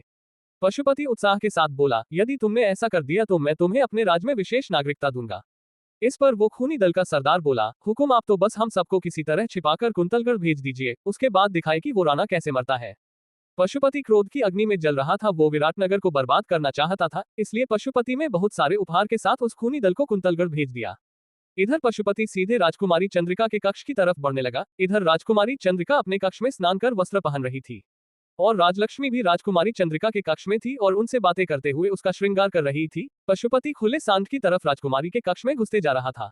राजकुमारी चंद्रिका वस्त्र पहनकर अपने श्रृंगार के लिए दर्पण के सम्मुख बैठी हुई थी और राजलक्ष्मी चंद्रिका के बालों को संवारने में लगी हुई थी, जिस कारण राजकुमारी चंद्रिका ने अभी अपना दुपट्टा अपने शरीर पर नहीं लिया था। जैसे ही पशुपति राजकुमारी के कक्ष में घुसता है, उसकी दृष्टि सीधे राजकुमारी चंद्रिका के वक्ष पर पड़े। राजकुमारी चंद्रिका चूंकि अभी अभी स्नान करके आई थी, इसलिए वो अभी अपने गीले बालों में बहुत ही मादक दिखाई दे रही थी। ये देखकर पशुपति उसकी तरफ बढ़ने लगा। उधर कुंतलगढ़ में पूरी की पूरी खूनी दल पहुंच चुकी थी और अब वो राणा बाज बहादुर की तलाश कर रही थी कि तभी सेनानायक सूरतन सिंह की दृष्टि उन सब पर पड़ी और वो सीधे उनके पास गए और खूनी दल से पूछा, कौन हो आप और इस तरह से कुंतलगढ़ के महल में क्यों घुसे चले आ रही हैं? इस पर उस खूनी दल के सरदार ने जवाब देते हुए कहा, हुकुम, हम लोग विराटनगर से आए हैं और विराटनगर नरेश ने राणा जी के लिए कुछ विशेष उपहार भिजवाया है। इस पर सूरतन सिंह ने उन सब को लेकर मंत्रणा कक्ष की तरफ चले गए और वहां पहुंचकर उन सब से कहा, आप सब यही प्रतीक्षा कीजिए, हम राणा जी को सूचित करके आते हैं। इतना कहकर सूरतन सिंह भीतर चले गए और राणा जी के पास जाकर बोले, राणा जी, विराटनगर से आपके लिए कुछ विशेष उपहार आया है, वो आपको ही देंगे ऐसा कह रहे हैं। इस पर राणा जी ने कहा, ठीक है, उनको भीतर लेकर आइए। राणा जी आज्ञा पाकर सूरतन सिंह वहां से चले गए और बाहर जाकर खूनी दल के सरदार से कहा, आप सबको राणा जी ने भीतर बुलाया है। ये सुनकर पूरा दल भीतर चला गए तो उस सब ने देखा कि एक सुंदर से बैठक पर एक व्यक्ति बैठा हुआ है और उसके चारों तरफ अन्य कई लोग बैठे हुए हैं। दल के सरदार ने भीतर जाकर सबसे पहले राणा जी को प्रणाम करते हुए बोला, राणा बाज बहादुर की जय हो हुकुम, ये उपहार विराटनगर से विशेष रूप से आपके लिए ही आया है और हमारे महाराज की आज्ञा है कि ये उपहार मैं आपको केवल एकांत में ही दूं। ये बात महामंत्री बल्लभ जी को खटक गई, लेकिन उन्होंने कुछ भी नहीं कहा। तभी वहां पर एक दास आता है और कहता है, हुकुम, भोजन तैयार है, कृपा करके पधारे। राणा जी कोई प्रतिक्रिया करे उससे पहले ही बल्लभ जी ने कहा, चलाए राणा जी भोजन करते हैं। इस पर राणा बाज बहादुर ने कहा, हाँ परंतु पहले उपहार तो देख ले। इस पर बल्लभ जी ने कहा, हुकुम, उपहार तो भोजन के बाद भी देखी जा सकती है और ये लोग भी लंबी यात्रा से आए, इसलिए इन्हें भी विश्राम करने दे और आप भी भोजन कर ले। बाज बहादुर उस उपहार को देखना तो चाहते थे, लेकिन अपने महामंत्री के कहन ए पर उन्होंने अपना निश्चय बात दिया और वहां से चले गए। बल्लभ जी ने एक दास को ये आज्ञा दी कि विराटनगर से आए सभी को भोजन कराकर विश्राम गृह में भेज दे और वो भी राणा जी के पीछे वहां से चले गए। इधर खूनी दल और उसका सरदार अपनी योजना विफल होने पर अपनी हाथ भींज रहे थे, तभी उसी दल का एक व्यक्ति बोला, सरदार, हमारी योजना तो विफल हो गई, अब हम क्या करेंगे? सरदार ने एक कातिल मुस्कान अपने चेहरे पर लाते हुए बोला, हमारी योजना विफल नहीं हुई है, बल्कि हमें और अच्छा अवसर मिला है। अब थोड़ी ही देर में सूर्यास्त हो जाएगा और अंधेरे में राणा को मारकर जाते वक्त हमें कोई देख भी नहीं पाएगा और न ही किसी सुबह तक ये पता भी चलेगा कि राणा बाज बहादुर अब इस दुनिया में नहीं रहा। CH-30 हत्यारा कौन है? और अंधेरे में राणा को मारकर जाते वक्त हमें कोई देख भी नहीं पाएगा और न ही किसी सुबह तक ये पता भी चलेगा कि राणा बाज बहादुर अब इस दुनिया में नहीं रहा। और तब तक हम लोग कुंतलगढ़ की सीमा से बहुत दूर निकल चुके होंगे। इतना कहकर सब हंसने लगे। इधर महामंत्री बल्लभ जी को एकांत वाली बात बार बार खटक रही थी, क्योंकि कल ही राजपुरोहित जी विराटनगर कंगन की विधि करने के लिए जाने वाले थे और ये बात अश्वसेन जी को पता थी। और आज ही वे विराटनगर भी गए थे, तो अभी तुरंत उपहार लेकर किसी को क्यों भेजेंगे? यही सब सोचते हुए बल्लभ जी राणा जी के कक्ष के बाहर चक्कर काट रहे थे और वो इसी ख्याल में खोए हुए थे कि तभी उनसे कोई टकराया। बल्लभ जी ने जैसे ही उन्हें देखा, उनके चेहरे पर एक मुस्कान आ गई। अब शाम हो गई और राणा जी को उपहार देने का वक्त आ गया था, इसलिए वो खूनी दल का सरदार अपने हाथ में एक थाल लेकर फिर से महल पहुंच गया और सैनिकों से कहा, हमें राणा जी से मिलना है। तभी वहां पर बल्लभ जी आए और उससे कहा, हाँ आप आइए, राणा जी आपकी ही प्रतीक्षा कर रहे हैं। इतना कहकर बल्लभ जी उसको लेकर एक कक्ष में गए। कक्ष में चारों तरफ दिए जल रहे थे और राणा जी सामने ही बैठे थे और उनके दाई तरफ पास ही राजपुरोहित जी बैठे थे। वो सरदार भीतर आते ही बोला, राणा जी की जय हो, हुकुम, हम आपका उपहार साथ लाए हैं। परंतु सरदार ने इतना कहा ही था कि राणा जी ने बल्लभ जी और राजपुरोहित को जाने का इशारा किया। राणा जी इशारे पर राजपुरोहित जी और बल्लभ जी दोनों कक्ष से बाहर चले गए और कक्ष का द्वार भी बंद कर दिया। तब राणा बाज बहादुर ने सरदार से कहा, अब बताओ कि क्या उपहार है? सरदार मुस्कुराते हुए राणा जी समीप जाने लगा और राणा जी के बिल्कुल पास आकर अपने हाथ की थाली को राणा जी सामने करते हुए बोला, हुकुम, ये रहा आपका उपहार। राणा जी ने कहा, ये वस्त्र तो हटाओ। इस पर सरदार ने कहा, हुकुम, यदि आप इस वस्त्र को उठाए तो आपकी प्रसन्नता दोगुनी हो जाएगी। राणा बाज बहादुर ने उत्साहित होकर जैसे ही आगे बढ़े, वैसे ही सरदार ने थाल को नीचे गिरा दिया और विष में बुझा हुआ खंजर राणा जी हृदय के आर पार कर दिया। खंजर लगते ही राणा जी नीचे गिर गए और तड़पने लगे। थाल गिरने की आवाज से बल्लभ जी और राजपुरोहित जी भागते हुए भीतर आए तो देखा कि विराटनगर का वो दास खिड़की से बाहर कूद गया और राणा जी भूमि पर तड़प रहे थे और उनके मुंह से झाग निकलने लगा था। बल्लभ जी ने तुरंत चेतावनी भूप बाजवा दिया और राणा जी को लेकर राजवैद्य के पास गए। वेधशाला पहुंचकर बल्लभ जी ने राजपुरोहित जी को राणा जी जिम्मेदारी सौंपी और भागते हुए महल के मुख्य द्वार की तरफ गए। इधर वो खूनी दल कुंतलगढ़ के महल से निकलने के तक में था, लेकिन चेतावनी भूप बजने के कारण सैनिक चौकने हो गए और द्वार बंद कर दिया गया, इसलिए उन सबको छिपना पड़ रहा था। पूरे महल में अफरा तफरी मची हुई थी। कुंतलगढ़ की पूरी सेना असखूनी दल को ढूंढने में लग गए थे और उन सबके अतिरिक्त महामंत्री बल्लभ जी और सेनानायक सूरतन सिंह भी उस सबको ढूंढ रहे थे। उधर वेधशाला में राणा बाज बहादुर की हालत गंभीर होती जा रही थी। वैद्य जी के हजारों प्रयास के बाद भी कुछ ही समय में राणा जी की मृत्यु हो गई। पूरे ये देखकर वैद्य जी घबरा गए और राजपुरोहित जी के पैरों में गिरकर बोले, मुझे क्षमा कर दीजिए राजपुरोहित, मैं राणा जी को नहीं बचा सका। इस पर राजपुरोहित जी ने कोई प्रतिक्रिया नहीं दी और उठकर वहां से चले गए। इधर पूरे महल में ढूंढने के बाद भी जब बल्लभ जी और सूरतन सिंह को वो खूनी दल नहीं मिले तो बल्लभी जी भागते हुए राजपुरोहित जी के पास गए और कहा, राजपुरोहित जी, राणा जी कैसे हैं? वो कुशल तो है ना? इस पर राजपुरोहित जी ने कोई उत्तर नहीं दिया और बल्लभ जी से ही प्रश्न करते हुए बोले, राणा जी के हत्यारे मिले। इस पर बल्लभ जी शब्द रह गए। थोड़ी देर तक उन्हें कुछ भी समझ में नहीं आ रहा था, इसलिए उसके मुंह से कोई भी बात नहीं निकल रही थी। इस पर सूरतन सिंह ने कहा, नहीं, वो अभी भी नहीं मिले हैं, न जाने कहां छिपकर बैठे हैं। ये सुनकर राजपुरोहित जी ने अपनी आंखें बंद की और कुछ समय बाद बोले, पश्चिम दिशा में अश्वों के अष्टावल में है वे लोग। इतना सुनते ही महामंत्री बल्लभ जी की आंखों में खून उतर गया और उन्होंने अपनी तलवार मयान से निकली और अष्टाव की तरफ भागते हुए गए। उसके पीछे सूरतन सिंह एक सैनिक टुकड़ी को लेकर उस तरफ चल दिए। थोड़ी ही देर में सूरतन सिंह भी अष्टावल पहुंच गए। सूरतन सिंह जैसे ही वहां पहुंचे, वहां का नजारा देखकर दंग रह गए। कई लोग मरे गए थे और बल्लभ जी खून से रंग चुके थे। खूनी दल के 5 लोगों ने इस वक्त बल्लभ जी को घेर रखा था और एक साथ उन पर प्रहार किया। वो पांचों बल्लभ जी पर हावी हो रहे थे। तभी सूरतन सिंह दौड़ते हुए वहां गए और एक ही झटके में पांचों को मौत के घाट उतार दिया। अब खूनी दल का सरदार अकेला ही रह गए। बल्लभ जी ने तुरंत ही उसे बंदी बना लिया और उसे घसीटे हुए सीधे लेकर में मंत्रणा कक्ष की तरफ चल पड़े। रास्ते में उस खूनी सरदार ने हंसते हुए कहा, अब मुझे बंदी बनाकर भी क्या कर लेंगे? आपके राणा जी तो मृत्यु के मुख में समा चुके हैं, मेरा कार्य पूरा हुआ। CH-31 असली चेहरा। रास्ते में उस खूनी सरदार ने हंसते हुए कहा, अब मुझे बंदी बनाकर भी क्या कर लेंगे आपके राणा जी, तो मृत्यु के मुख में समा चुके हैं, मेरा कार्य पूरा हुआ। ये सुनकर बल्लभ जी जोर जोर से हंसने लगे और कहा, तुम यदि इस भ्रम में हो कि हमारे राणा जी की मृत्यु हो चुकी है तो तुम गलत हो। इधर बल्लभ जी के पीछे सूरतन सिंह और राजपुरोहित जी भी मंत्रणा कक्ष की तरफ आ रहे थे। थोड़ी ही देर में सब मंत्रणा कक्ष पहुंच गए। जैसे ही वो सरदार मंत्रणा कक्ष के भीतर आया, उसके पैरों तले जमीन खिसक गई। उसके सामने राणा बाज बहादुर सहकुशल सिंहासन पर विराजमान थे। वो सरदार बुखलाहट के साथ बोला, ऐसा नहीं हो सकता है, मैंने खुद इसे मारा था, तो ये जीवित कैसे हो सकता है? वो खंजर जो मैंने इसके सीने में उतारा था, वो खंजर तो सैकड़ों सांप के विष में बुझा हुआ था, तो ये कैसे संभव हो सकता है? इस पर बल्लभ जी हंसते हुए बोले, अगर तुम जैसे साधारण से लोग हमारे राणा जी को मार दोगे तो हम सबकी शिक्षा और पद व्यर्थ नहीं हो जाएगी।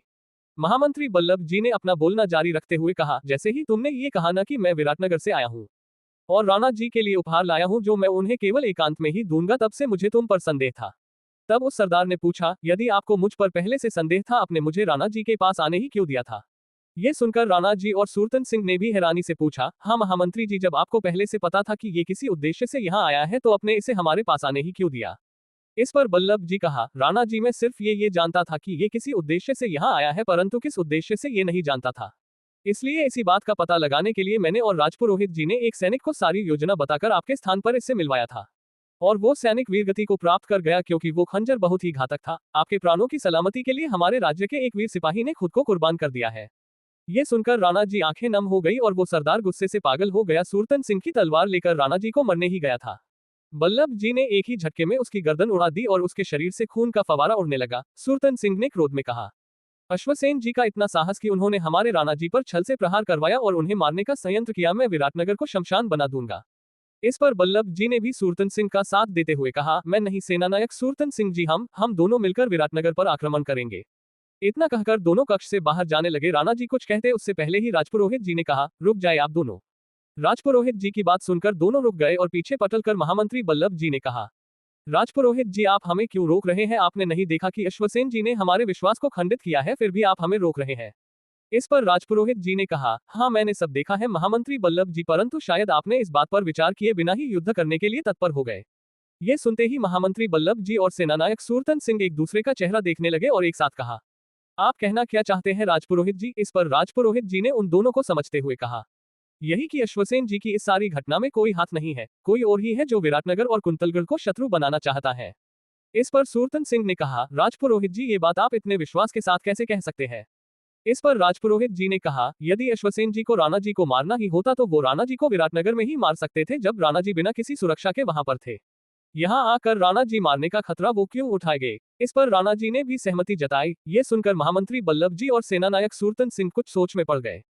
अब शाम हो चुकी थी और अंधेरा छाने लगा था। इधर विराटनगर में राजकुमारी चंद्रिका अपने कक्ष में अकेले ही बैठी थी और कुछ सोच रही थी कि तभी उनको अपनी पीछे किसी की आहट महसूस हुई। राजकुमारी ने पीछे मुड़कर देखा, वहां पर कोई भी नहीं था। राजकुमारी ने ये अपना वहम समझकर उस पर ज्यादा ध्यान नहीं दिया और अपने काम में वापस से लग गई। राजकुमारी चंद्रिका को अब अपने पीछे किसी के हाथों का एहसास होने लगा। वो झटके से पीछे मुड़ी तो देखकर घबरा गई और जोर से चीखने ही वाली थी कि किसी ने उसके मुंह को जोर से दावा दिया और उससे बिस्तर पर गिरा कर उसके ऊपर चढ़ गया। वो कोई और नहीं, उनका ही चहेरा भाई पशुपति था, जो हमेशा से चंद्रिका के खूबसूरती को पाना चाहता था। पशुपति ने चंद्रिका से कहा, क्यों चीखकर अपनी ऊर्जा व्यर्थ करना चाहती हो?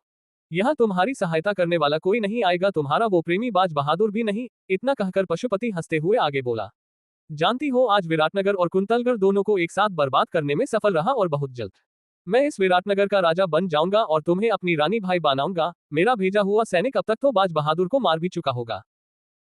CH-32 कंगन विधि। मैं इस विराटनगर का राजा बन जाऊंगा और तुम्हें अपनी रानी भाई बनाऊंगा। मेरा भेजा हुआ सैनिक अब तक तो बाज बहादुर को मार भी चुका होगा और कुंतलगढ़ की सेना विराटनगर पर आक्रमण करने के लिए निकल भी चुकी होगी। उधर विराटनगर और कुंतलगढ़ आपस में लड़ेंगे और उसके बाद मैं बनूंगा यहाँ का महाराज। महाराज पशुपति, तुम्हें तो ये भी पता नहीं है कि तुम्हारा पहले होने वाला वर कौन था? वो था राणा बाज बहादुर। तुम्हारे भाई अश्वसेन ने बाज बहादुर से तुम्हारा विवाह निश्चित किया था, लेकिन अब मैं तुम्हें किसी से भी विवाह करने योग्य रहने ही नहीं दूंगा। तुम्हारी खूबसूरती का रस मैं पीऊंगा। राजकुमारी चंद्रिका ने जब ये सारी बात सुनी तो उसके आंखों से आंसू निकलने लगे और वो रोने लगी। पशुपति ने आगे बताया कि कैसे उसने इन दो मित्र राज्य को एक दूसरे का शत्रु बनाया और कैसे इसके पहले भी राजकुमारी चंद्रिका के लिए आने वाले सारे रिश्तों तो तुड़वाया और उन सारे राजाओं को मरवाया और उस सब पर अपना अधिकार किया। ये सब सुनकर राजकुमारी चंद्रिका बिल्कुल ही पाषाण हो गई और कुछ भी बोलने की स्थिति में नहीं। पशुपति अपनी बात को पूरी करके राजकुमारी के साथ जबरदस्ती करने लगा। राजकुमारी चंद्रिका अपने बचाव में अपने हाथ पैर मार रही थी, लेकिन पशुपति का बाहुबल राजकुमारी से अधिक था। इधर कुंतलगढ़ में महामंत्री बल्लभ जी और सेनानायक सुरतन सिंह भी सारी बातें समझ गए, लेकिन उन्होंने सतर्कता के साथ कार्य करने की योजना बनाई और सब कल के विधि के लिए तैयारी में जुट गए। इधर राजकुमारी चंद्रिका थकने लगी थी और पशुपति भूखे भेड़िए की तरह उस पर हमला किए जा रहा था। तभी राजकुमारी चंद्रिका की सखी राजलक्ष्मी राजकुमारी के कक्ष की तरफ आ रही थी। तभी उसकी नजर मारे सैनिकों के शव पर पड़ी, जिसे छिपाने का प्रयास किया गया था। ये देखकर राजलक्ष्मी भागती हुई महाराज अश्वसेन जी के पास गई और उनको सारी बात बता दी। महाराज अश्वसेन अपने सैनिकों और सभी सभासदों के साथ उसी तरफ तेजी से बढ़ने लगे और थोड़ी ही देर में वो राजकुमारी चंद्रिका के कक्ष तक पहुंच गए।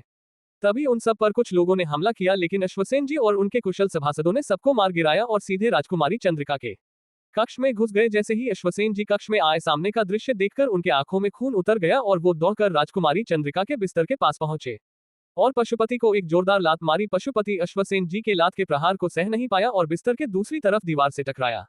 राजकुमारी चंद्रिका अपने दादा भाई को देखकर फुटफट कर रोने लगी और बिस्तर से उठकर अपने भाई के गले लग गई। अश्वसेन जी ने पशुपति को बंदी बनाकर कारागार में डलवा दिया। अश्वसेन जी अपनी बहन के साथ बैठकर उन्हें ये आश्वासन दे रहे थे कि सब कुछ ठीक हो जाएगा, ईश्वर की कृपा से उन्हें कुछ भी नहीं हुआ था। तभी राजकुमारी चंद्रिका ने अश्वसेन जी को पशुपति की वास्तविकता बता दी कि कैसे कैसे पशुपति ने विराटनगर को हत्याने के लिए योजनाएं बनाई और कई राज्यों को विराटनगर का शत्रु बना दिया और अब वही वो कुंतलगढ़ के साथ भी करने वाला था। चंद्रिका ने अश्वसेन जी को ये भी बताया कि पशुपति ने राणा बाज बहादुर को मारने का संयंत्र किया था और अब कुंतलगढ़ की सेना विराटनगर पर आक्रमण करने वाली है। ये सुनकर अश्वसेन जी के पैरों तले जमीन खिसक गई और वो बहुत चिंतित हो गए। वो उठे और अभी कुंतलगढ़ जाने के निकलने ही वाले थे कि तभी राजकुमारी चंद्रिका ने अश्वसेन जी कहा, रुक जाइए दादा भाई, रात बहुत हो चुकी है और न जाने उस पशुपति ने आपको मरने के लिए भी कोई योजना बनाई हो, अतः आप कल सुबह चले जाएगा। इस पर अश्वसेन जी ने चिंतित स्वर में कहा, तब तक तो कुंतलगढ़ की सेना विराटनगर पहुंच चुकी होगी।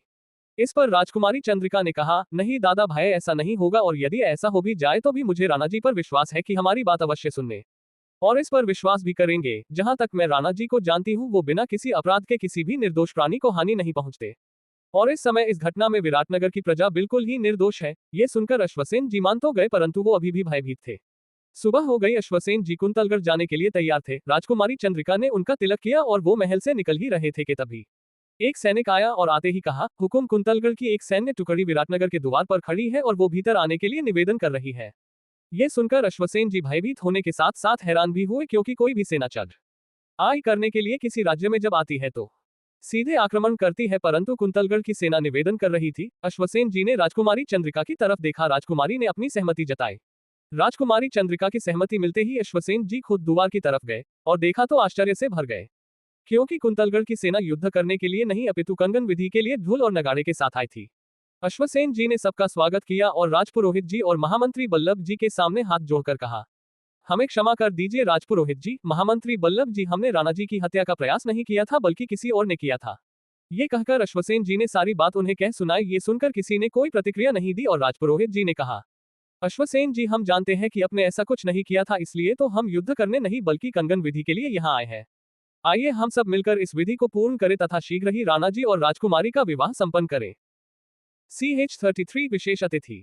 अश्वसेन जी, हम जानते हैं कि आपने ऐसा कुछ नहीं किया था, इसलिए तो हम युद्ध करने नहीं बल्कि कंगन विधि के लिए यहाँ आए हैं। आइए हम सब मिलकर इस विधि को पूर्ण करें तथा शीघ्र ही राणा जी और राजकुमारी का विवाह संपन्न करें। इतना कहकर राजपुरोहित जी ने अश्वसेन जी को आश्वासन दिया कि विराटनगर के लिए कोई भी शत्रुपूर्ण भावना कुंतलगढ़ के मन में नहीं थी। अश्वसेन जी राजपुरोहित जी, महामंत्री बल्लभ जी और सेनानायक सुरतन सिंह से निवेदन करते हुए कहा, आप लोग पहली बार विराटनगर आए हैं, कृपा करके आज भर रुककर हमें अपनी सेवा का अवसर प्रदान करें तथा अपने नगर से हुई गलती का प्रायश्चित करने का अवसर दे।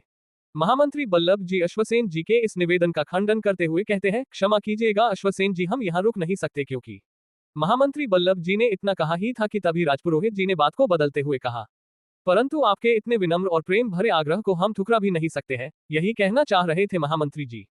इतना कहकर राजपुरोहित जी ने महामंत्री बल्लभ जी की तरफ देखा। बल्लभ जी को यह समझ में नहीं आया कि राजपुरोहित जी ने ऐसा किया क्यों, परंतु बल्लभ जी राजपुरोहित जी पर पूर्ण विश्वास करते थे, इसलिए वो इस समय चुप रहना ही उचित समझते हैं और हाँ में अपना सर हिलाकर अपनी सहमति देते हैं। अश्वसेन जी ने सभी को आदर सहित महल में लेकर गए और जलपान कराया तथा विश्राम करने का आग्रह किया और सभी अश्वसेन जी के कहे अनुसार सभी विश्राम करने अपने अपने कक्ष में चले गए। सभी अपने अपने बिस्तर पर थे, लेकिन महामंत्री बल्लभ जी और सेनानायक सुरतन सिंह को नींद नहीं आ रही थी। दोनों को राजपुरोहित जी की बात खटक रही थी, इसलिए दोनों अपने कक्ष से निकलकर सीधे राजपुरोहित जी के कक्ष की तरफ चले गए। दोनों राजपुरोहित जी के कक्ष में पहुंच गए और उनको प्रणाम किया। राजपुरोहित जी ध्यान मग्न थे, इसलिए दोनों ने वहीं बैठकर उनके जागने की प्रतीक्षा कर रहे थे। इधर अश्वसेन जी राजकुमारी चंद्रिका के कक्ष में थे और अपनी बहन का धन्यवाद कर उनकी प्रशंसा कर रहे थे। अश्वसेन जी ने राजकुमारी चंद्रिका से कहा, सत्य ही कहा है किसी ने कि शाश्वत प्रेम से बड़ा कोई शस्त्र नहीं और विश्वास से बड़ी कोई शक्ति नहीं। आपको अपने शाश्वत प्रेम पर इतना विश्वास था कि राणा जी विराटनगर पर आक्रमण नहीं करेंगे, वो आज सत्य हो गया।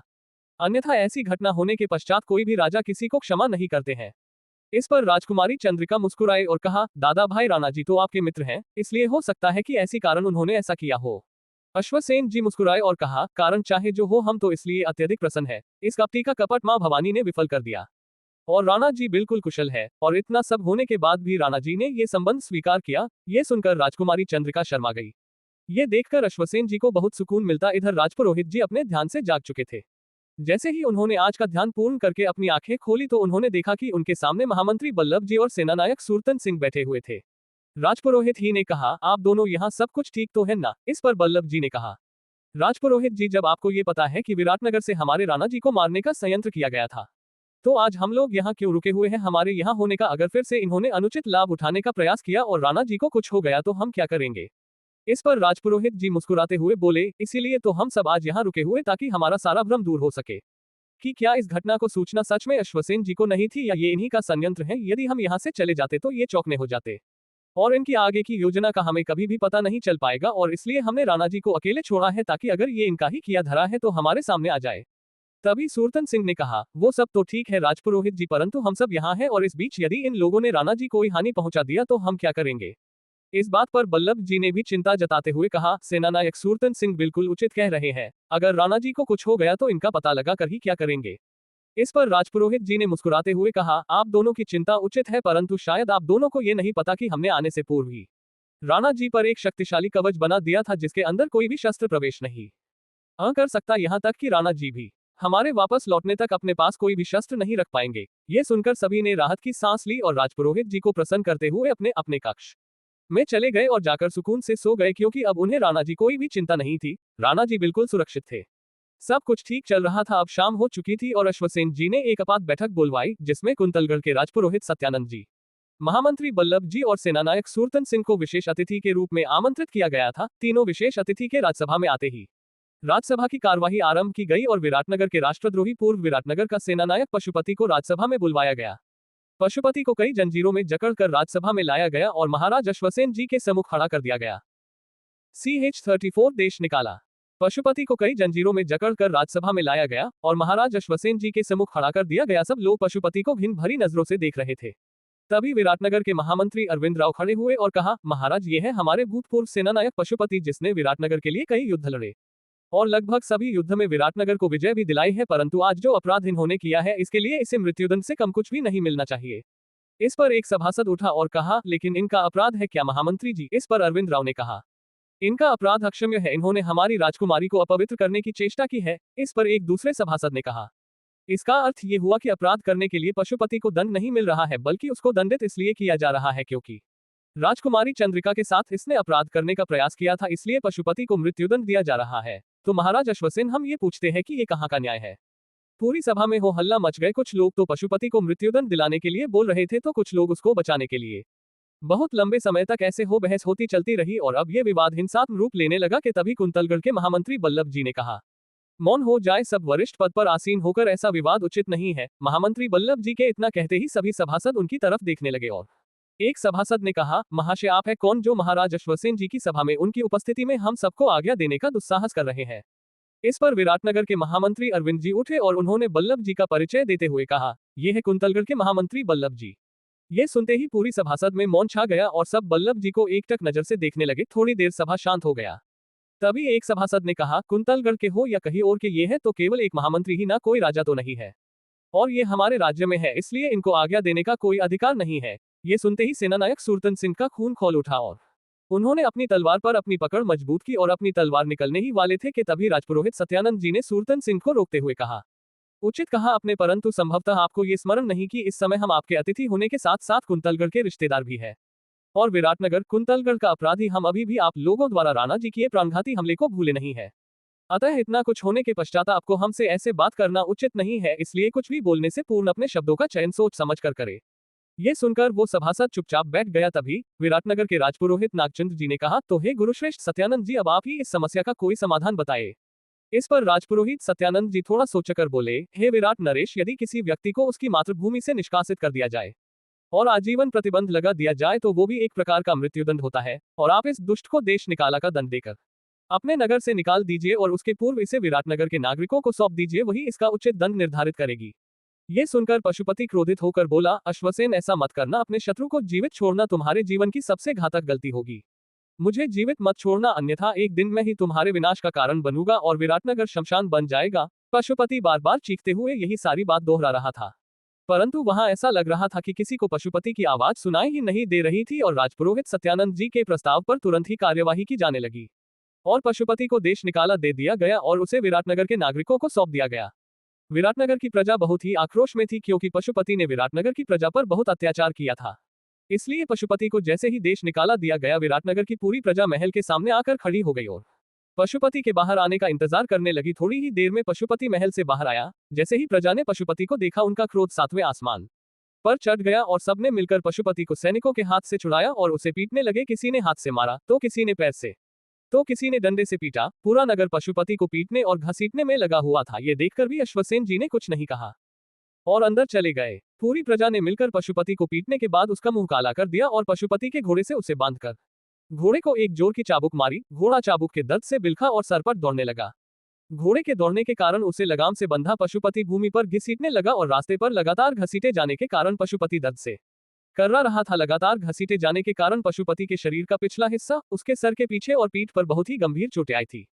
पशुपति का घोड़ा भागता हुआ विराटनगर से दूर किसी एक जंगल में अनजान सी गुफा के बाहर जाकर रुक गया और जोर जोर से हिनहिनाने लगा। घोड़े की आवाज सुनकर एक व्यक्ति भीतर से बाहर आया और वो व्यक्ति पशुपति को लेकर भीतर चला गया। चूंकि पशुपति बहुत अधिक घायल था, इसलिए उस व्यक्ति ने बिना समय व्यर्थ किए पशुपति को भीतर लेकर चला गया। इधर विराटनगर में महाराज अश्वसेन जी CH-35 पशुपति का मित्र पशुपति को भीतर लेकर चला गया। इधर विराटनगर में महाराज अश्वसेन और सभी सभासदों ने राजपुरोहित सत्यानंद जी, महामंत्री बल्लभ जी तथा सेनानायक सूरतन सिंह जी को कुंतलगढ़ के लिए आदर सहित विराटनगर से विदा किया और विराटनगर में राजकुमारी चंद्रिका की विवाह की तैयारी आरंभ हो गई। विराटनगर में सभी राजकुमारी के विवाह से अति प्रसन्न थे।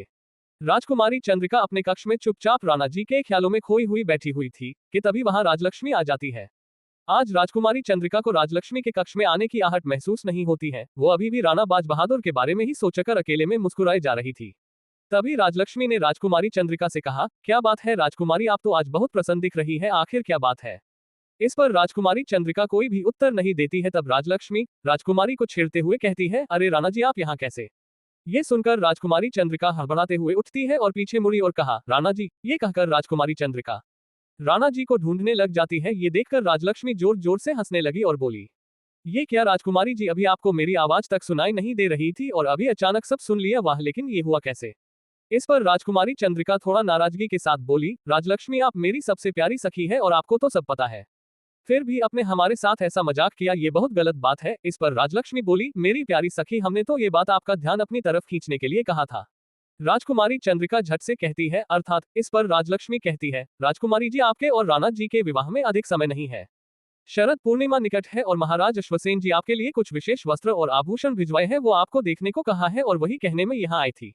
विवाह का नाम सुनकर राजकुमारी चंद्रिका शर्माते हुए बोली, ठीक है, ले आइए, हम देख लेंगे। राजकुमारी के इतना कहते ही राजलक्ष्मी ने इशारा किया। राजलक्ष्मी का इशारा मिलते ही कुछ दासियां हाथों में थाल लेकर कक्ष में आए और सारे थाल सामने के मेज पर रख दिया। राजकुमारी ने उससे कुछ अच्छे वस्त्र और आभूषण अपने विवाह के लिए चुन लिया और सारी दासियां वहां से चली गई। विराटनगर में राजकुमारी चंद्रिका के विवाह की तैयारी बड़े ही जोर शोर से चल रही थी, तो यही हाल कुंतलगढ़ में भी था। वहां भी विवाह की तैयारी शुरू हो चुकी थी। सभी बहुत प्रसन्न थे। इधर उस अनजान से जंगल में उस गुफा के भीतर वो अनजान व्यक्ति पशुपति का उपचार कर रहा था, लेकिन पशुपति के जख्म बहुत ही गहरे थे, जिसके कारण उसे ठीक होने में समय लग रहा था, लेकिन उसके स्वास्थ्य में कोई विशेष प्रभाव नहीं पड़ रहा था। तब उस अनजान व्यक्ति ने विवश होकर औषधि के स्थान पर तांत्रिक शक्तियों का उपाय आरंभ किया और एक अश्विनी साधना आरंभ की। वो अनजान व्यक्ति पशुपति के लिए लगातार अश्विनी साधना कर रहा था और ऐसे ही कई दिन बीत गए। इधर अब शरद पूर्णिमा का दिन निकट आ रहा था। अब शरद पूर्णिमा आने में केवल 6 दिन रह गए थे। उधर वो अनजान व्यक्ति लगातार अपनी अश्विनी साधना में व्यस्त था। कई दिनों की कड़ी साधना से अश्विनी साधना पूर्ण हुई और उससे एक दिव्य लेप प्रकट हुआ। उस लेप को देखकर वो अनजान व्यक्ति हंसने लगा और उस लेप को लेकर पशुपति के पास गया और उसके जख्मों पर उसने लेप लगाना शुरू किया। थोड़ी ही देर में उस लेप ने अपना असर दिखाना शुरू किया और देखते ही देखते पशुपति का जख्म भरने लगा और पशुपति का दर्द भी धीरे धीरे कम होने लगा और कुछ ही दिनों में पशुपति बिल्कुल ठीक हो गया। इधर कुंतलगढ़ और विराटनगर में खुशी छा गई और सब लोग उसने झूम रहे थे। कल शरद पूर्णिमा का पावन दिन था जब राणा बाज बहादुर और राजकुमारी चंद्रिका के विवाह का दिन आ चुका था। दोनों नगरवासी कल की प्रतीक्षा कर रहे थे। इधर उस अनजान स्थान पर पशुपति बिल्कुल स्वस्थ हो चुका था और जब पशुपति ने देखा कि उसकी जान किसी और ने नहीं बल्कि उसके मित्र अघोरा ने बचाई है, ये देखकर पशुपति भावुक हो गया और अपने मित्र के गले लगकर रोने लगा। उसके मित्र अघोरा ने उससे पूछा, मित्र तुम्हारी ये दशा किसने की और क्यों की, और तुमने कुछ किया क्यों नहीं? ये सुनकर पशुपति पागलों की तरह चिल्लाने लगा और कहा, मेरी ये दशा उस अश्वसेन और उसकी बहन चंद्रिका ने की है और उनके साथ साथ कुंतलगढ़ का राणा भी इसका जिम्मेदार है और मुझे उन सबसे प्रतिशोध लेना है। कुंतलगढ़ का नाम सुनकर अघोरा की आंखें भी चमक गई और उसने कहा, कुंतलगढ़? पशुपति ने उत्तर दिया, हाँ कुंतलगढ़। अघोरा ने कहा, मित्र तुम चिंतित मत होना, इस जंग में मैं तुम्हारा साथ दूंगा और मेरी सारी काली विद्या भी तुम्हारा साथ देने के लिए आतुर है। ये सुनकर पशुपति बोला, धन्यवाद मित्र, मैं आजीवन तुम्हारा ऋणी हो गया हूँ, लेकिन अब मुझे उन सब से बदला लेना चाहता हूँ। इतना कहकर पशुपति ने अपनी तलवार उठाए और गुफा से बाहर जाने के लिए मुड़ा। तभी अघोरा ने पशुपति को रोकते हुए कहा, रुक जाओ मित्र, ये तुम क्या करने जा रहे हो? पशुपति क्रोध में बोला, मैं विराटनगर को बर्बाद कर दूंगा। अघोरा हंसते हुए बोला, जब तुम विराटनगर में रहकर कुछ नहीं कर पाए तो अब क्या कर लेंगे? ये सुनते ही पशुपति मौन हो गया और उसके हाथों से उसकी तलवार छूट गई। अघोरा मुस्कुराते हुए बोला, मित्र अगर तुम्हें सच में विराटनगर से अपना प्रतिशोध लेना चाहते हो, इसके लिए मैं तुम्हारी सहायता कर सकता हूँ। CH-36 विवाह। ये सुनकर पशुपति की आंखों में चमक आ गई और उसने कहा, वो कैसे मित्र? अघोरा एक कातिल मुस्कान के साथ बोला, इसकी चिंता तुम मत करो, लेकिन मुझे ये वचन दो कि मैं जो भी कहूँ तुम बिना किसी प्रश्न के मेरी सारी बात मानोगे। ये सुनते ही पशुपति ने तुरंत कहा, ठीक है मित्र, मैं तुम्हारी सारी बातें बिना किसी प्रश्न के मानूंगा। अब तुम मुझे बताओ मुझे क्या करना है? इस पर अघोरा ने गंभीर शब्दों में कहा, तुम भी काली विद्या सीख लो। इस पर पशुपति बोला, तो मित्र अब तुम ही मेरे गुरु हो, मुझे अपना शिष्य बना लो और मुझे संपूर्ण काली विद्याओं का ज्ञान दो। इधर कुंतलगढ़ में राणा जी विवाह से पूर्व होने वाले सारे रस्म पूरे हो गए और कुंतलगढ़ की सबसे बुजुर्ग महिला धनकुंवर बाई शाह ने राणा जी सर पर सेहरा रखा और राणा जी दिन के दूसरे पहर में अपनी बारात लेकर अपनी महारानी को लेने निकल पड़े। उनके साथ पूरा कुंतलगढ़ नगर सीमा तक आया और फिर वहां से राणा जी को विदा किया। नगर के कुछ लोग राणा जी के साथ विराटनगर भी गए। इधर पूरा विराटनगर नववधू की तरह सजी हुई थी और राणा जी का बेसब्री से प्रतीक्षा कर रही थी। शाम होने लगी थी और राणा बाज बहादुर बारात के साथ विराटनगर पहुंच चुके थे। विराटनगर में महाराज अश्वसेन जी ने राणा जी का स्वागत बहुत ही भव्य और अनूठे अंदाज में किया। इस विवाह में रजवाड़े और पूरे भारत देश के राज परिवार और सम्मान सम्मिलित थे। कुछ वर पक्ष से तो कुछ वधु पक्ष से। विवाह मंडप पर दोनों राज्य के राजपुरोहित नागचंद्र और कुंतलगढ़ के राजपुरोहित सत्यानंद जी पहले से ही उपस्थित थे और विवाह की सारी तैयारियां कर रहे थे। थोड़ी ही देर में राणा जी को विवाह मंडप पर लगा गया और विवाह की विधियां आरंभ हुई। कुछ घंटों बाद राजकुमारी चंद्रिका को विवाह मंडप में बुलवाया गया और थोड़ी ही देर में मंत्रोच्चार से पूरा मंडप गूंजने लगा। महाराज अश्वसेन जी ने अपनी बहन का कन्यादान किया और राणा जी ने राजकुमारी चंद्रिका का दान स्वीकार किया और सिंदूर और मंगलसूत्र से राजकुमारी चंद्रिका को विराटनगर की राजकुमारी से कुंतलगढ़ की महारानी बना लिया। फिर दोनों उठे और फेरे लेते हुए एक दूसरे को वचन दिया और पवित्र मंत्रोच्चार के साथ राणा बाज बहादुर और राजकुमारी चंद्रिका का विवाह संपन्न हुआ। दोनों ने अपने अपने कुल देवता और पूर्वजों का आशीर्वाद लिया। तब राणा जी ने महाराज अश्वसेन जी से विदा मांगा। महाराज अश्वसेन जी और पूरी विराटनगर की प्रजा ने राणा बाज बहादुर और अपनी राजकुमारी जो अब कुंतलगढ़ की महारानी बन चुकी थी उनको नम आंखों से विदा किया। राणा जी अपनी महारानी को लेकर कुंतलगढ़ की तरफ रवाना हुए। इधर उस अनजान स्थान पर पशुपति अघोरा के सामने बिल्कुल ही नग्न होकर बैठा था। अघोरा एक विशेष मुद्रा में बैठा हुआ था और संस्कृत में कोई सा मंत्र जाप कर रहा था। उसके मंत्र जाप की गूंज पूरे गुफा में फैलने लगी। थोड़ी ही देर में अघोरा ने मंत्र जाप बंद कर दिया और अपनी आंखें खोली। उसके सामने पशुपति बिल्कुल एक 5 वर्ष के बच्चे की तरह बैठा हुआ था।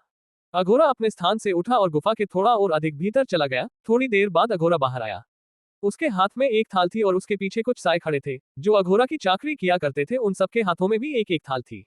हर थाल में कुछ विशेष प्रकार की चीजें रखी हुई थी और वो सारी की सारी चीजें तमशिक थी और तांत्रिक पूजा में काम आने वाली थी। अघोरा ने सायों को इशारा किया। सभी साय एक एक करके वो सभी थाल पशुपति के सामने रखने लगे और वहां से अदृश्य हो गए। सभी थाल रख जाने के बाद अघोरा भी पशुपति के सामने जाकर बैठ गया। सभी थालियों में तामसिक वस्तुएं थी और काली शक्तियों की पूजा में प्रयोग की जाती थी। उधर राणा बाज बहादुर अपने नगर लौट रहे थे और शाम होने को आई थी और अब आगे वन का मार्ग भी आने वाला था जो काफी घना था। तभी महामंत्री बल्लभ जी ने सभी को रुकने का आदेश दिया और अपने अश्व से उतरकर राणा जी के पास गए और कहा, हुकुम अंधेरा होने को है और हमारे सैनिक और अश्व दोनों थक चुके हैं और आगे का मार्ग वन का है जहां जंगली जानवरों के साथ साथ लुटेरों का भी भय है। अतः मेरे विचार से ऐसे में हम आगे न बढ़कर आज रात यही विश्राम करना चाहिए। और प्रातःकाल होते ही हम कुंतलगढ़ के लिए निकल पड़ेंगे। राणा जी ने भी बात की गंभीरता समझते हुए रुकने की सहमति दी। सहमति मिलते ही बल्लभ जी ने सैनिकों को रुकने का आदेश दिया और थोड़ी ही देर में उस स्थान पर शाही खेमा बनकर तैयार हो गया। सब राजा और वरिष्ठ पद वाले लोग अपने अपने शिविर में विश्राम कर रहे थे। शाम हो चुकी थी और अंधेरा घना हो गया। सभी अपने अपने शिविर में थे। उधर उस अनजान स्थान पर अघोरा एक विशेष विधि कर रहा था, जिसके माध्यम से वो पशुपति को अपना शिष्य बनाकर काली शक्तियों का ज्ञान देने वाला था। अघोरा के सम्मुख एक हवन कुंड प्रज्वलित था, जिसमें अघोरा एक एक करके मंत्र जाप करते हुए आहुतियां डाल रहा था। आहुति डालते हुए ही अघोरा उठा और अपने हाथ में गुलाल से भरे थाल को उठता है और पशुपति की तरफ जाता है और अपनी मुट्ठी में गुलाल भरकर पशुपति के ऊपर फेंका, जिससे पशुपति पूरी तरह से लाल हो गया। अघोरा फिर से कुछ विशेष मंत्र उच्चारण करते हुए उसके चारों तरफ गोल गोल घुमाने लगा। उधर वन के मुहाने पर सभी भोजन करके अपने अपने शिविर में विश्राम कर रहे थे और महामंत्री बल्लभ जी और सेनानायक सूरतन सिंह दोनों अंतिम बार पूरे खेमे का मुआयना करने के लिए पूरे खेमे में घूमकर वापस अपने शिविर में लौट रहे थे। CH-37 कुंतलगढ़ में स्वागत। तभी उनकी नजर राजपुरोहित जी के शिविर पर पड़ी। राजपुरोहित जी के कक्ष में अभी भी प्रकाश फैला हुआ था। ये देखकर बल्लभ जी और सूरतन सिंह को बहुत आश्चर्य हुआ और दोनों राजपुरोहित जी के कक्ष में पहुंचे। कक्ष में जाकर उन्होंने देखा कि राजपुरोहित जी किसी चीज की गणना में व्यस्त थे और उनको देखकर ये प्रतीत हो रहा था कि राजपुरोहित जी किसी बात से घबराए हुए थे। महामंत्री बल्लभ जी और सेनानायक सूरतन सिंह दोनों एक दूसरे का मुख देख रहे थे। थोड़ी देर ऐसे ही देखने के बाद बल्लभ जी ने राजपुरोहित जी को टोकते हुए कहा, राजपुरोहित जी, इतनी रात्रि में आप इतने गंभीर होकर ये किस चीज की गणना कर रहे हैं? इस पर राजपुरोहित जी ने ऊपर देखा। उनके सामने बल्लभ जी और सूरतन सिंह खड़े थे। राजपुरोहित जी हड़बड़ाते हुए उठे और शिविर के बाहर झांकने लगे। उन्होंने आसपास देखा लेकिन उनको कोई भी नहीं दिखाई दिया। तभी राजपुरोहित जी भीतर आए और उन दोनों का हाथ पकड़कर अपने पास लाकर बिठा दिया। तत्पश्चात उन्होंने धीरे से कहा, महामंत्री बल्लभ जी, मुझे कुछ अनहोनी की संभावनाएं नजर आ रही है। पता नहीं क्यों लेकिन मुझे ऐसे संकेत मिल रहे हैं, जरूर कुछ बहुत ही ज्यादा बुरा होने वाला है कुंतलगढ़ में। इस पर बल्लभ जी बोले, आपकी उम्र अब अधिक हो गए हैं राजपुरोहित जी, इसलिए आपको अनावश्यक की आभास होने लगे हैं। आप निश्चिंत रहे, हम सबके शामिलित शक्ति के सम्मुख कोई भी कुंतलगढ़ का बाल भी बाका नहीं कर पाएगा। राजपुरोहित जी महामंत्री बल्लभ जी की बात सुनकर चुप हो गए, लेकिन उनका चित्त शांत नहीं हो रहा था। इधर उस अनजान से स्थान पर अघोरा पशुपति की शुद्धि कर रहा था ताकि उसे वो काली दुनिया में समर्पित कर सके, जिसके लिए उसकी विधि भी पूरी हो चुकी थी और अब अंतिम क्रिया शेष थी। अघोरा ने थाल से खंजर उठाया और पशुपति का हाथ पकड़ा और एक झटके में ही उसके हाथ पर एक लंबा सा चीरा मार दिया, जिससे उसके हाथों से खून बहने लगा और अघोरा ने वो खून हवन कुंड में डाल दिया और शैतान का आवाहन करने लगा। उधर शाही खेमे में बल्लभ जी और सूरतन सिंह के कहने पर राजपुरोहित जी चुप तो थे, लेकिन उनके मन में अभी भी वही सब चल रहा था। सब लोग अपने अपने शिविर में सो रहे थे, लेकिन राजपुरोहित जी की नींद कहीं उड़ी हुई थी, जिस कारण उन्हें नींद नहीं आ रही थी। राजपुरोहित जी अपने बिस्तर पर इधर से उधर करवट बदल रहे थे। उधर उस अनजानी सी गुफा में अघोरा के आह्वान पर शैतान ने पशुपति को स्वीकार किया और हवनकुंड की अग्नि अधिक भड़क गई। अघोरा मुस्कुराते हुए कहता है, लो मित्र, अब तुम भी शैतान के सगिर्द बन चुके हो, अब मैं तुम्हें काली विद्या दे सकता हूँ। इतना कहकर अघोरा ने अपने हाथ पर भी एक चीरा लगाया और अपने खून से पशुपति के सर पर तिलक लगाकर उसे अपना शिष्य बना लिया। अब सुबह हो चुकी थी। सब लोग कुंतलगढ़ की तरफ कूच करने लिए तैयार थे और कुछ ही समय में सब वहां से निकल पड़े। इधर आज पशुपति के साधना का पहला दिन था और आज अघोरा ने पशुपति को उसका पहला मंत्र दिया, ओम क्लीम भट एकाग्रा भट भट। पशुपति को ये मंत्र देकर अघोरा ने पशुपति से कहा, अब तुम इस मंत्र का जाप करो, जब तुम्हें इस मंत्र की सिद्धि मिलेगी तो तुम खुद को नियंत्रित कर पाओगे। इतना कहकर अघोरा अपनी साधना में बैठ गया। इधर राणा बाज बहादुर अपनी महारानी के साथ कुंतलगढ़ लौट आए। कुंतलगढ़ में उनका बहुत ही भव्य स्वागत हुआ। चारों तरफ से फूलों की बारिश हो रही थी और महारानी चंद्रिका के पांव के नीचे एक फूलों की चादर बिछी हुई थी। पूरा नगर राणा जी और महारानी के स्वागत में पलके बिछाए बैठे थे। महल में महारानी चंद्रिका का गृह प्रवेश धनकुंवर बादशाह ने करवाया। सब महल के भीतर आ गए। धनकुंवर बादशाह, जो कि महामंत्री बल्लभ जी की मां थी, उन्होंने महारानी को उनके कक्ष में लेकर चली गई। इधर राणा जी और बाकी सब मंत्रणा कक्ष की तरफ चले गए। सब कोई थक चुके थे, जिस कारण सबने राणा जी से विदा लेकर विश्राम करने अतिथि कक्ष में चले गए। धनकुंवर बादशाह और महल की कुछ दासियां महारानी के अन्य रीति रिवाजों को करने की तैयारी करने लगी थी। उधर पशुपति अपने गुरु की आज्ञा अनुसार उस मंत्र का जाप करने की कोशिश कर रहा था, लेकिन जैसे ही वो अपने मन को एकाग्र करने के लिए अपनी आंखें बंद करता, उसको उसके अपमान का सारा दृश्य दिखाई देने लगता था, जिसके कारण वो चाहकर भी अपने मन को एकाग्र नहीं कर पा रहा था। और अपने मन पर नियंत्रण न कर पाने के कारण पशुपति ने अपने सर को गुफा की दीवारों पर पटक पटक कर अपना सर फोड़ लिया, जिसके कारण उसके सर से खून बह रहा था। पशुपति अपनी इस नाकामयाबी से क्रोधित हो उठा और अपने गुरु की आज्ञा को दरकिनार करके अपनी तलवार लेकर विराटनगर की तरफ आगे बढ़ने लगा। पशुपति की इस नादानी से अनजान अघोरा अपनी साधना के पूर्ण होने की प्रतीक्षा कर रहा था। उधर पशुपति अपने अश्व पर भागता हुआ विराटनगर पहुंच गया और उसने विराटनगर के मुख द्वार के रक्षकों को मारकर नगर में घुस गया। उधर कुंतलगढ़ में सुबह होने को थी और राजपुरोहित जी ने महारानी चंद्रिका के हाथों से प्रथम पूजा की सारी तैयारियां कर ली और महारानी की प्रतीक्षा करने लगे तभी मंदिर में राणा जी और महारानी के आने की घोषणा हुई और राणा बाज बहादुर और महारानी चंद्रिका मंदिर में प्रवेश किए। इधर पशुपति रात के अंधेरे का फायदा उठाकर नगर में घुस चुका था और छिपते छिपाते वो दुर्ग की तरफ बढ़ रहा था। और उसके रास्ते में जो भी सैनिक या नगरवासी आ रहे थे पशुपति सबको मारता चला जा रहा था। पशुपति जैसे ही दुर्ग के CH-38 पशुपति की मौत। और उसके रास्ते में जो भी सैनिक या नगरवासी आ रहे थे पशुपति सबको मारता चला जा रहा था। पशुपति जैसे ही दुर्ग के मुख्य द्वार पर पहुंचा उसको एक भव्य और सुंदर सा विवाह मंडप दिखाई देने लगे। उसे देखकर पशुपति का क्रोध 7वें आसमान पर पहुंच गया और उसने एक जोरदार हुंकार लगी और कहा, अश्वसेन कहाँ है तू? काया मेरे सामने आज मैं तेरा काल बनकर आया हूँ। इतना कहकर पशुपति दुर्ग में प्रवेश कर गया और उसके सामने आने वाले हर व्यक्ति को, स्त्री को, सभी को मारते जा रहा था, जिस कारण महल में भगदड़ मच गई। ये सूचना जैसे ही महाराज अश्वसेन को मिली को क्रोध में आग बाबूले हो गए और अपनी तलवार उठाकर कक्ष से बाहर निकल गए। इधर महल में कुछ सभासदों और नया सेनानायक रजत राव अपने सेना के कुछ कुशल योद्धाओं को लेकर पशुपति को रोकने के लिए उसे चारों तरफ से घेर कर खड़े थे। जैसे ही सबने पशुपति पर हमला किया पशुपति ने एक ही झटके में रजत राव का सर उड़ा दिया, जिसे देखकर सभी लोग 2 कदम पीछे हट गए। रजत राव का सर उड़ता हुआ अश्वसेन जी के पांव में गिरा, जिसको देखकर अश्वसेन जी आंखों में खून उतर गया और वो जोर से चिल्लाए, पशुपति तुमने पहले ही अपनी सारी सीमाएं पार कर ली थी, लेकिन कुछ सभासदों के कारण हमने तुम्हारे प्राण का दान दिया था, जो हमारे जीवन की सबसे बड़ी भूल थी, लेकिन आज हम अपनी भूल अवश्य सुधरेंगे। इतना कहकर महाराज अश्वसेन जी भागते हुए पशुपति के पास पहुंचे और अपने तलवार से उस पर वार किया। इधर जब अघोरा अपनी साधना से जागा तो उसने देखा कि पशुपति वहां नहीं था।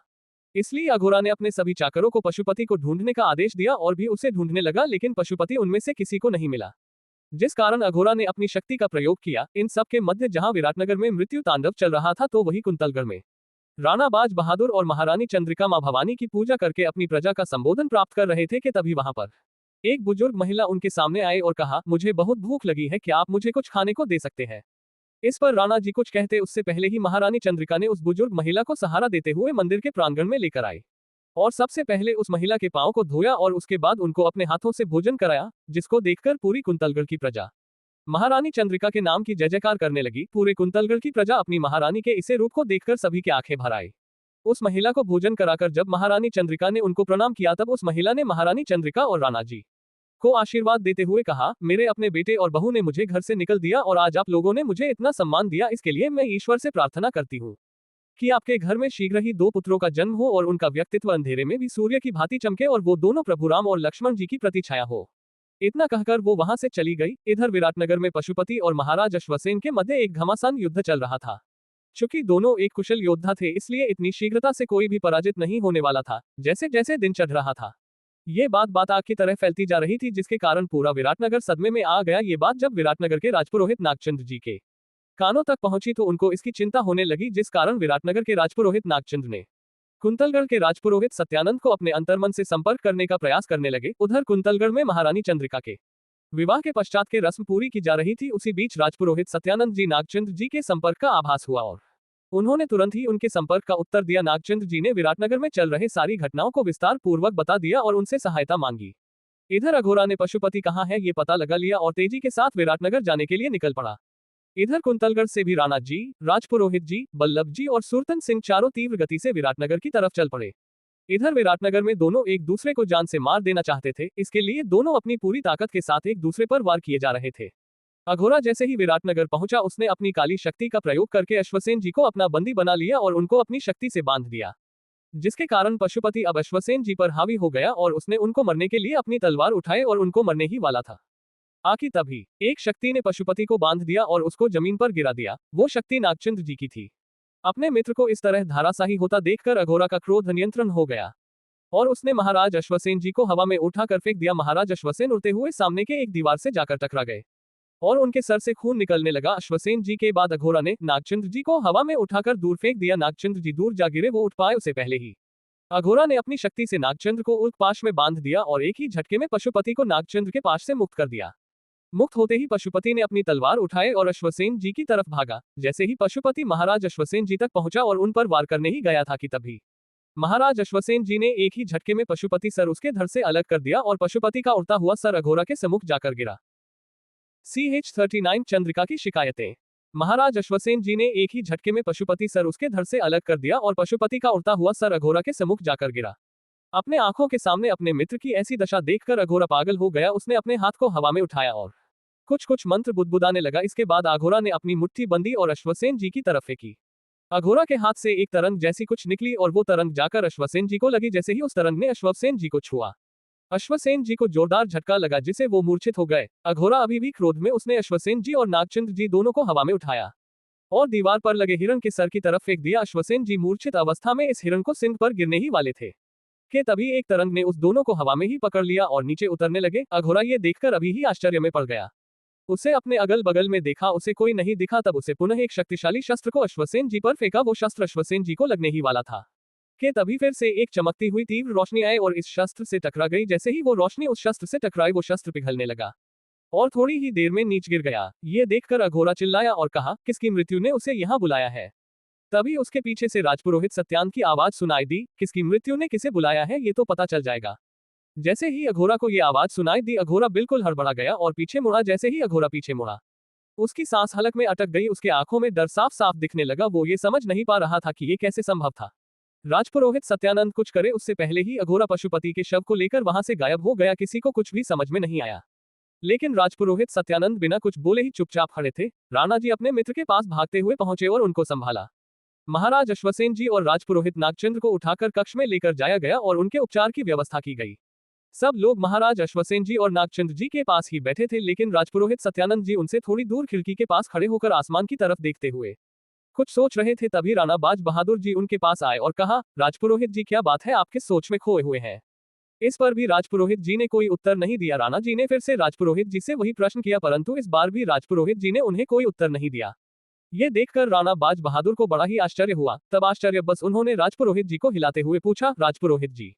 राणा जी के स्पर्श से राजपुरोहित जी अपने ख्यालों से बाहर आए और कहा, कहिए राणा जी। तब राणा जी ने कहा, आप क्या सोच रहे हैं? तब राजपुरोहित जी राणा जी को टालते हुए कहा, कुछ विशेष नहीं राणा जी, उचित समय आने पर मैं आपको सब कुछ बता दूंगा। इतना कहकर राजपुरोहित जी वहां से चले गए। इधर अघोरा अपनी गुफा में बैठा हुआ कुछ विचार कर रहा था और एक पुस्तक को पढ़ रहा था। उस पुस्तक को पढ़ते पढ़ते ही अचानक उसकी आंखें चमकी और वो पागलों की तरह हंसता हुआ नाचने लगा। जी भरकर हंसने और नाच लेने के बाद अघोरा अपनी सिद्धि वाले स्थान पर गया और एक हवन कुंड के सामने एक तरफ पशुपति का शव रखा और दूसरी तरफ खुद जाकर बैठ गया। अघोरा ने अनुष्ठान का आयोजन किया और उसमें सम्मिलित हो गया। इधर विराटनगर में कुछ दिन बीत गए। अब महाराज अश्वसेन धीरे धीरे स्वस्थ होने लगे थे। अब 2 दिन बीत चुके थे। अब महाराज अश्वसेन की स्वास्थ्य में सुधार होने लगा था। उनके थोड़ा ठीक होते ही राणा बाज बहादुर ने उनसे विराटनगर जाने की आज्ञा मांगी। इस पर अश्वसेन जी ने राणा जी को रोकने का भी प्रयास नहीं किया और उन्हें विदाई दे दी, क्योंकि महाराज अश्वसेन जी ये जानते थे कि पशुपति के क्रूरता से विराटनगर की रक्षा के लिए राणा जी ने अपनी नव विवाहिता को कुंतलगढ़ में यूं एकांत में छोड़कर वहां आए थे और अब वो वापस जाना चाहते थे। इसलिए महाराज अश्वसेन जी ने उन्हें धन्यवाद दिया और सम्मान पूर्वक विदा किया। राणा जी को ये संदेह था कि कहीं पशुपति पुनः न आ जाए। यदि ऐसा होता तो इस समय महाराज अश्वसेन युद्ध की हालत, इसलिए राणा जी ने अपने विश्वसनीय योद्धा अपने सेनानायक सूरतन सिंह को महाराज अश्वसेन जी के पास छोड़कर कुंतलगढ़ लौट गए। इधर कुंतलगढ़ में महारानी चंद्रिका अपने कक्ष में राणा जी से रुष्ट होकर बैठी हुई थी, क्योंकि राणा जी अपनी नव विवाहिता को छोड़कर अपने मित्र एक संदेश पर उनसे मिलने चले गए, जबकि आज उनके विवाह की पहली रात थी। महारानी चंद्रिका अपने कक्ष में बैठी अपनी सखी उपदासी से राणा जी शिकायत करते हुए कहती है, पता है राजलक्ष्मी, मैं ना राणा जी से बहुत नाराज हूँ। जब वो आएंगे तो मैं तो उनसे बात भी नहीं करने वाली हूँ। इस पर राजलक्ष्मी ने कहा, क्यों महारानी शाह, ऐसे क्या बात हो गई, या ऐसा क्या राणा जी ने कह दिया है जो आप उनसे इतनी रुष्ट है? इस पर चंद्रिका ने कहा, क्यों न हो हम उनसे रुष्ट, आखिर कौन अपनी नव विवाहिता को विवाह के पश्चात प्रथम रात्रि को छोड़कर मित्र से मिलने जाता है, तुम ही बताओ। राजलक्ष्मी कुछ कहे उससे पहले ही दरवाजे के पास से दाई माँ धनकुंवर बाई शाह की आवाज आती है और दाई माँ कहती है, महारानी शाह आप रो बातें बिल्कुल सही से, लेकिन मैं जानू सू अपने बाज कोरो वो ऐसे ही कहीं भी न जावे करे से। CH40 अघोरा की साधना। महारानी शाह ओप्रो बातें बिल्कुल सही से, लेकिन मैं जानू सू अपने बाज कोरो वो ऐसे ही कहीं भी न जावे करे से। अगर इतने महत्वपूर्ण तिथि पर बाज कही गयो सू तो इनकार मतलब ये से कि कोई घनी जरूरी बात होवेगी। ये सुनकर महारानी चंद्रिका ने दरवाजे की तरफ देखा तो उनके सामने दाई माँ धनकुंवर बाई शाह खड़ी थी, जो उनकी शिकायत का उत्तर दे रही थी। तभी महारानी चंद्रिका बोली, आइए दाई माँ भीतर आइए। दाई माँ अभी भीतर आई ही थी कि तभी महारानी चंद्रिका ने तंज करते हुए कहा, हाँ दाई माँ, आप तो राणा जी का साथ देंगी न, क्योंकि वो तो आपके पुत्र समान है और अभी तक हम तो आपके कोई नहीं है। इस पर दाई माँ कहती है, महारानी शाह ऐसी कोई बात को ना से मैं बाज बहादुर को अच्छे से जानू सू, वो कभी भी अपने काम और पारिवारिक संबंध के मिलावे न से। तभी राजलक्ष्मी दाई माँ से कहती है, वो तो ठीक है दाई माँ, लेकिन ऐसी कोई सी जरूरत आन पड़ी थी कि राणा जी इतने विशेष दिन पर भी जाना पड़ा। इस पर दाई माँ कहती है, ये तो मैं न जानू सू छोरी, लेकिन इतना जरूर पता से कि जरूर कोई गंभीर बात होवेगी। इतना कहकर दाई माँ श्रृंगार करने वाले आईना के पास जाती है और वहां से वो तेल की शीशी उठाती है और कहती है, आए महारानी शाह, मैं आपके सर पर तेल लगा दूं ताकि आपके माथे में थोड़ी ठंडक आवेगी। इस पर चंद्रिका और राजलक्ष्मी कोई कुछ भी नहीं कहती है और वो जाकर दाई माँ के सामने बैठ जाती है। महारानी चंद्रिका के बैठते ही दाई माँ धनकुंवर बाई शाह चंद्रिका के माथे पर तेल लगाने लगती है और चंद्रिका के सामने से ही राजलक्ष्मी भी बैठ गई और चंद्रिका के पांव पर आलत्ता लगाने लगी। महारानी चंद्रिका अभी भी राणा जी की शिकायत ही करते हुए कहती है, देखा दाई माँ, इतनी रात हो गई और आज 2 दिन भी बीत चुके हैं, लेकिन आज भी राणा जी नहीं आए हैं। अब आप ही बताइए कि ऐसा कोई करता है क्या। इस पर दाई माँ कुछ कहने ही वाली थी कि तभी दाई माँ के कंधे पर किसी ने हाथ रखा था। दाई माँ जैसे ही पीछे मुड़ी, वो आश्चर्यचकित हो उठी क्योंकि उनके सामने राणा बाज बहादुर खड़े थे। दाई माँ कुछ बोलने ही वाली थी कि तभी राणा जी उन्हें चुप रहने का इशारा किया। इतने में ही राजलक्ष्मी की नजर भी राणा जी पर पड़ जाती है। राजलक्ष्मी कुछ कहे उससे पहले ही राणा जी ने उसे चुप रहने का इशारा किया। दोनों चुपचाप बस चंद्रिका की बातें सुन रही थी। चंद्रिका फिर से कहती है, आने दीजिए राणा जी को, हम तो उनसे बात ही नहीं करेंगे। अब वो अपने मित्र के पास ही रहे। जब उनके लिए हमसे अधिक महत्व उनके मित्रों का ही था तो उन्होंने हमसे विवाह की क्यों किया। विवाह भी अपने किसी मित्र से ही कर लेते। ये सुनकर राजलक्ष्मी के हाथों से आलता नीचे गिर गया, जिस कारण चंद्रिका राजलक्ष्मी से कहने लगी, ये क्या किया तुमने, एक काम भी ठीक से नहीं होता तुमसे। तभी राणा जी ने दाई माँ को जाने का निवेदन किया। धनकुंवर बिना कुछ कहे चुपचाप वहां से चली गई और उनके स्थान पर राणा जी खुद बैठ गए। तभी चंद्रिका ने क्रोध में कहा, राजलक्ष्मी, इसे जल्दी से साफ करो। राजलक्ष्मी बिना कुछ कहे चुपचाप उसे साफ करने लगी। थोड़ी ही देर में राजलक्ष्मी से सब कुछ साफ कर लिया। तब चंद्रिका ने उससे कहा, अब आप दोनों यहाँ से जाओ, हमें अब विश्राम करना है। इतना कहकर महारानी चंद्रिका बिस्तर पर लेट गई। राजलक्ष्मी बिना कुछ कहे वहां से चली गई और कक्ष का दरवाजा बाहर से बंद कर दिया। इधर उस गुफा में अघोरा महाकपाल शक्ति साधना कर रहा था, जिसके सफल होते ही उसे शैतान से मृत शव को जीवित करने की शक्ति मिल जाती और वो अपने मित्र को जीवित कर लेता। अघोरा पिछले 2-3 दिनों से लगातार उस साधना में व्यस्त था। वो पूरी निष्ठा से अपनी साधना कर रहा था। इधर विराटनगर में महाराज अश्वसेन और नागचंद्र दोनों के स्वास्थ्य में थोड़ा थोड़ा सुधार होने लगा था। अश्वसेन जी की अनुपस्थिति में विराटनगर के संचालन का कार्यभार सूरतन सिंह पर था और अभी वही विराटनगर का राजा था। उधर कुंतलगढ़ में महारानी चंद्रिका बहुत मायूस होकर अपने बिस्तर पर लेटी हुई थी और राणा जी विरह में आंसू बहाए जा रही थी। तभी महारानी चंद्रिका के सर पर किसी ने हाथ रखा। चंद्रिका झल्लाते हुए बोली, दाई माँ, हमने आपसे कहा ना कि अब आप जाए। इस पर चंद्रिका को कोई जवाब नहीं मिला, जिस कारण चंद्रिका दाई माँ का हाथ पकड़कर, जो वास्तव में राणा जी का, उन्होंने करवट ली। जैसे ही चंद्रिका ने करवट ली, उनके सामने राणा बाज बहादुर थे। ये देखकर पहले तो उन्हें विश्वास ही नहीं हुआ, लेकिन फिर उन्होंने अपनी झूठी नाराजगी दिखाते हुए कहा, जाए, हमें आपसे बात ही नहीं करनी। इस पर बाज बहादुर महारानी चंद्रिका के भी लकुल समीप आए और कहा, क्या करते महारानी, जाना आवश्यक था। इस पर चंद्रिका ने कटाक्ष करते हुए कहा, तो विवाह भी उसी से कर लेते। इस पर राणा जी हंसते हुए बोले, तो इसे क्या ही अंतर पड़ जाता, अभी भी हमारा ससुरा विराटनगर है और अपने मित्र से विवाह करने के पश्चात भी हमारा ससुरा विराटनगर ही होता। विराटनगर का नाम सुनकर चंद्रिका थोड़ा उलझन में पड़ गई और कहा, अर्थात। तब राणा जी बात को टालने का प्रयास किया, परंतु चंद्रिका बहुत ही जिद्दी थी, इसलिए उसने राणा जी पर दबाव दिया। राणा जी ने भी बिना अधिक तर्क किए महारानी को सब कुछ बता दिया। सारी घटना सुनकर चंद्रिका राणा जी से लिपट गई और रोते हुए बोली, हमें क्षमा कर दीजिए राणा जी, हमने आप पर अकारण ही क्रोध किया। आज के लिए बस इतना ही। अगर आप इस कहानी के बारे में और अधिक जानकारी चाहते हैं तो पढ़ते रहिए कहानी रहस्य एक खौफ और अगर आपको ये कहानी पसंद आई हो तो प्लीज लाइक, सब्सक्राइब और शेयर करें और अगर हमारे कहानी में किसी भी प्रकार की गलती हुई हो तो कृपया मुझे कमेंट सेक्शन में इन्फॉर्म करें और अगर आप हमारे चैनल को लाइक, शेयर, सब्सक्राइब और कमेंट करते हैं तो हमें और अधिक मोटिवेशन मिलती है इस तरह की और कंटेंट बनाने के लिए। धन्यवाद। Folded hands, folded hands, folded hands.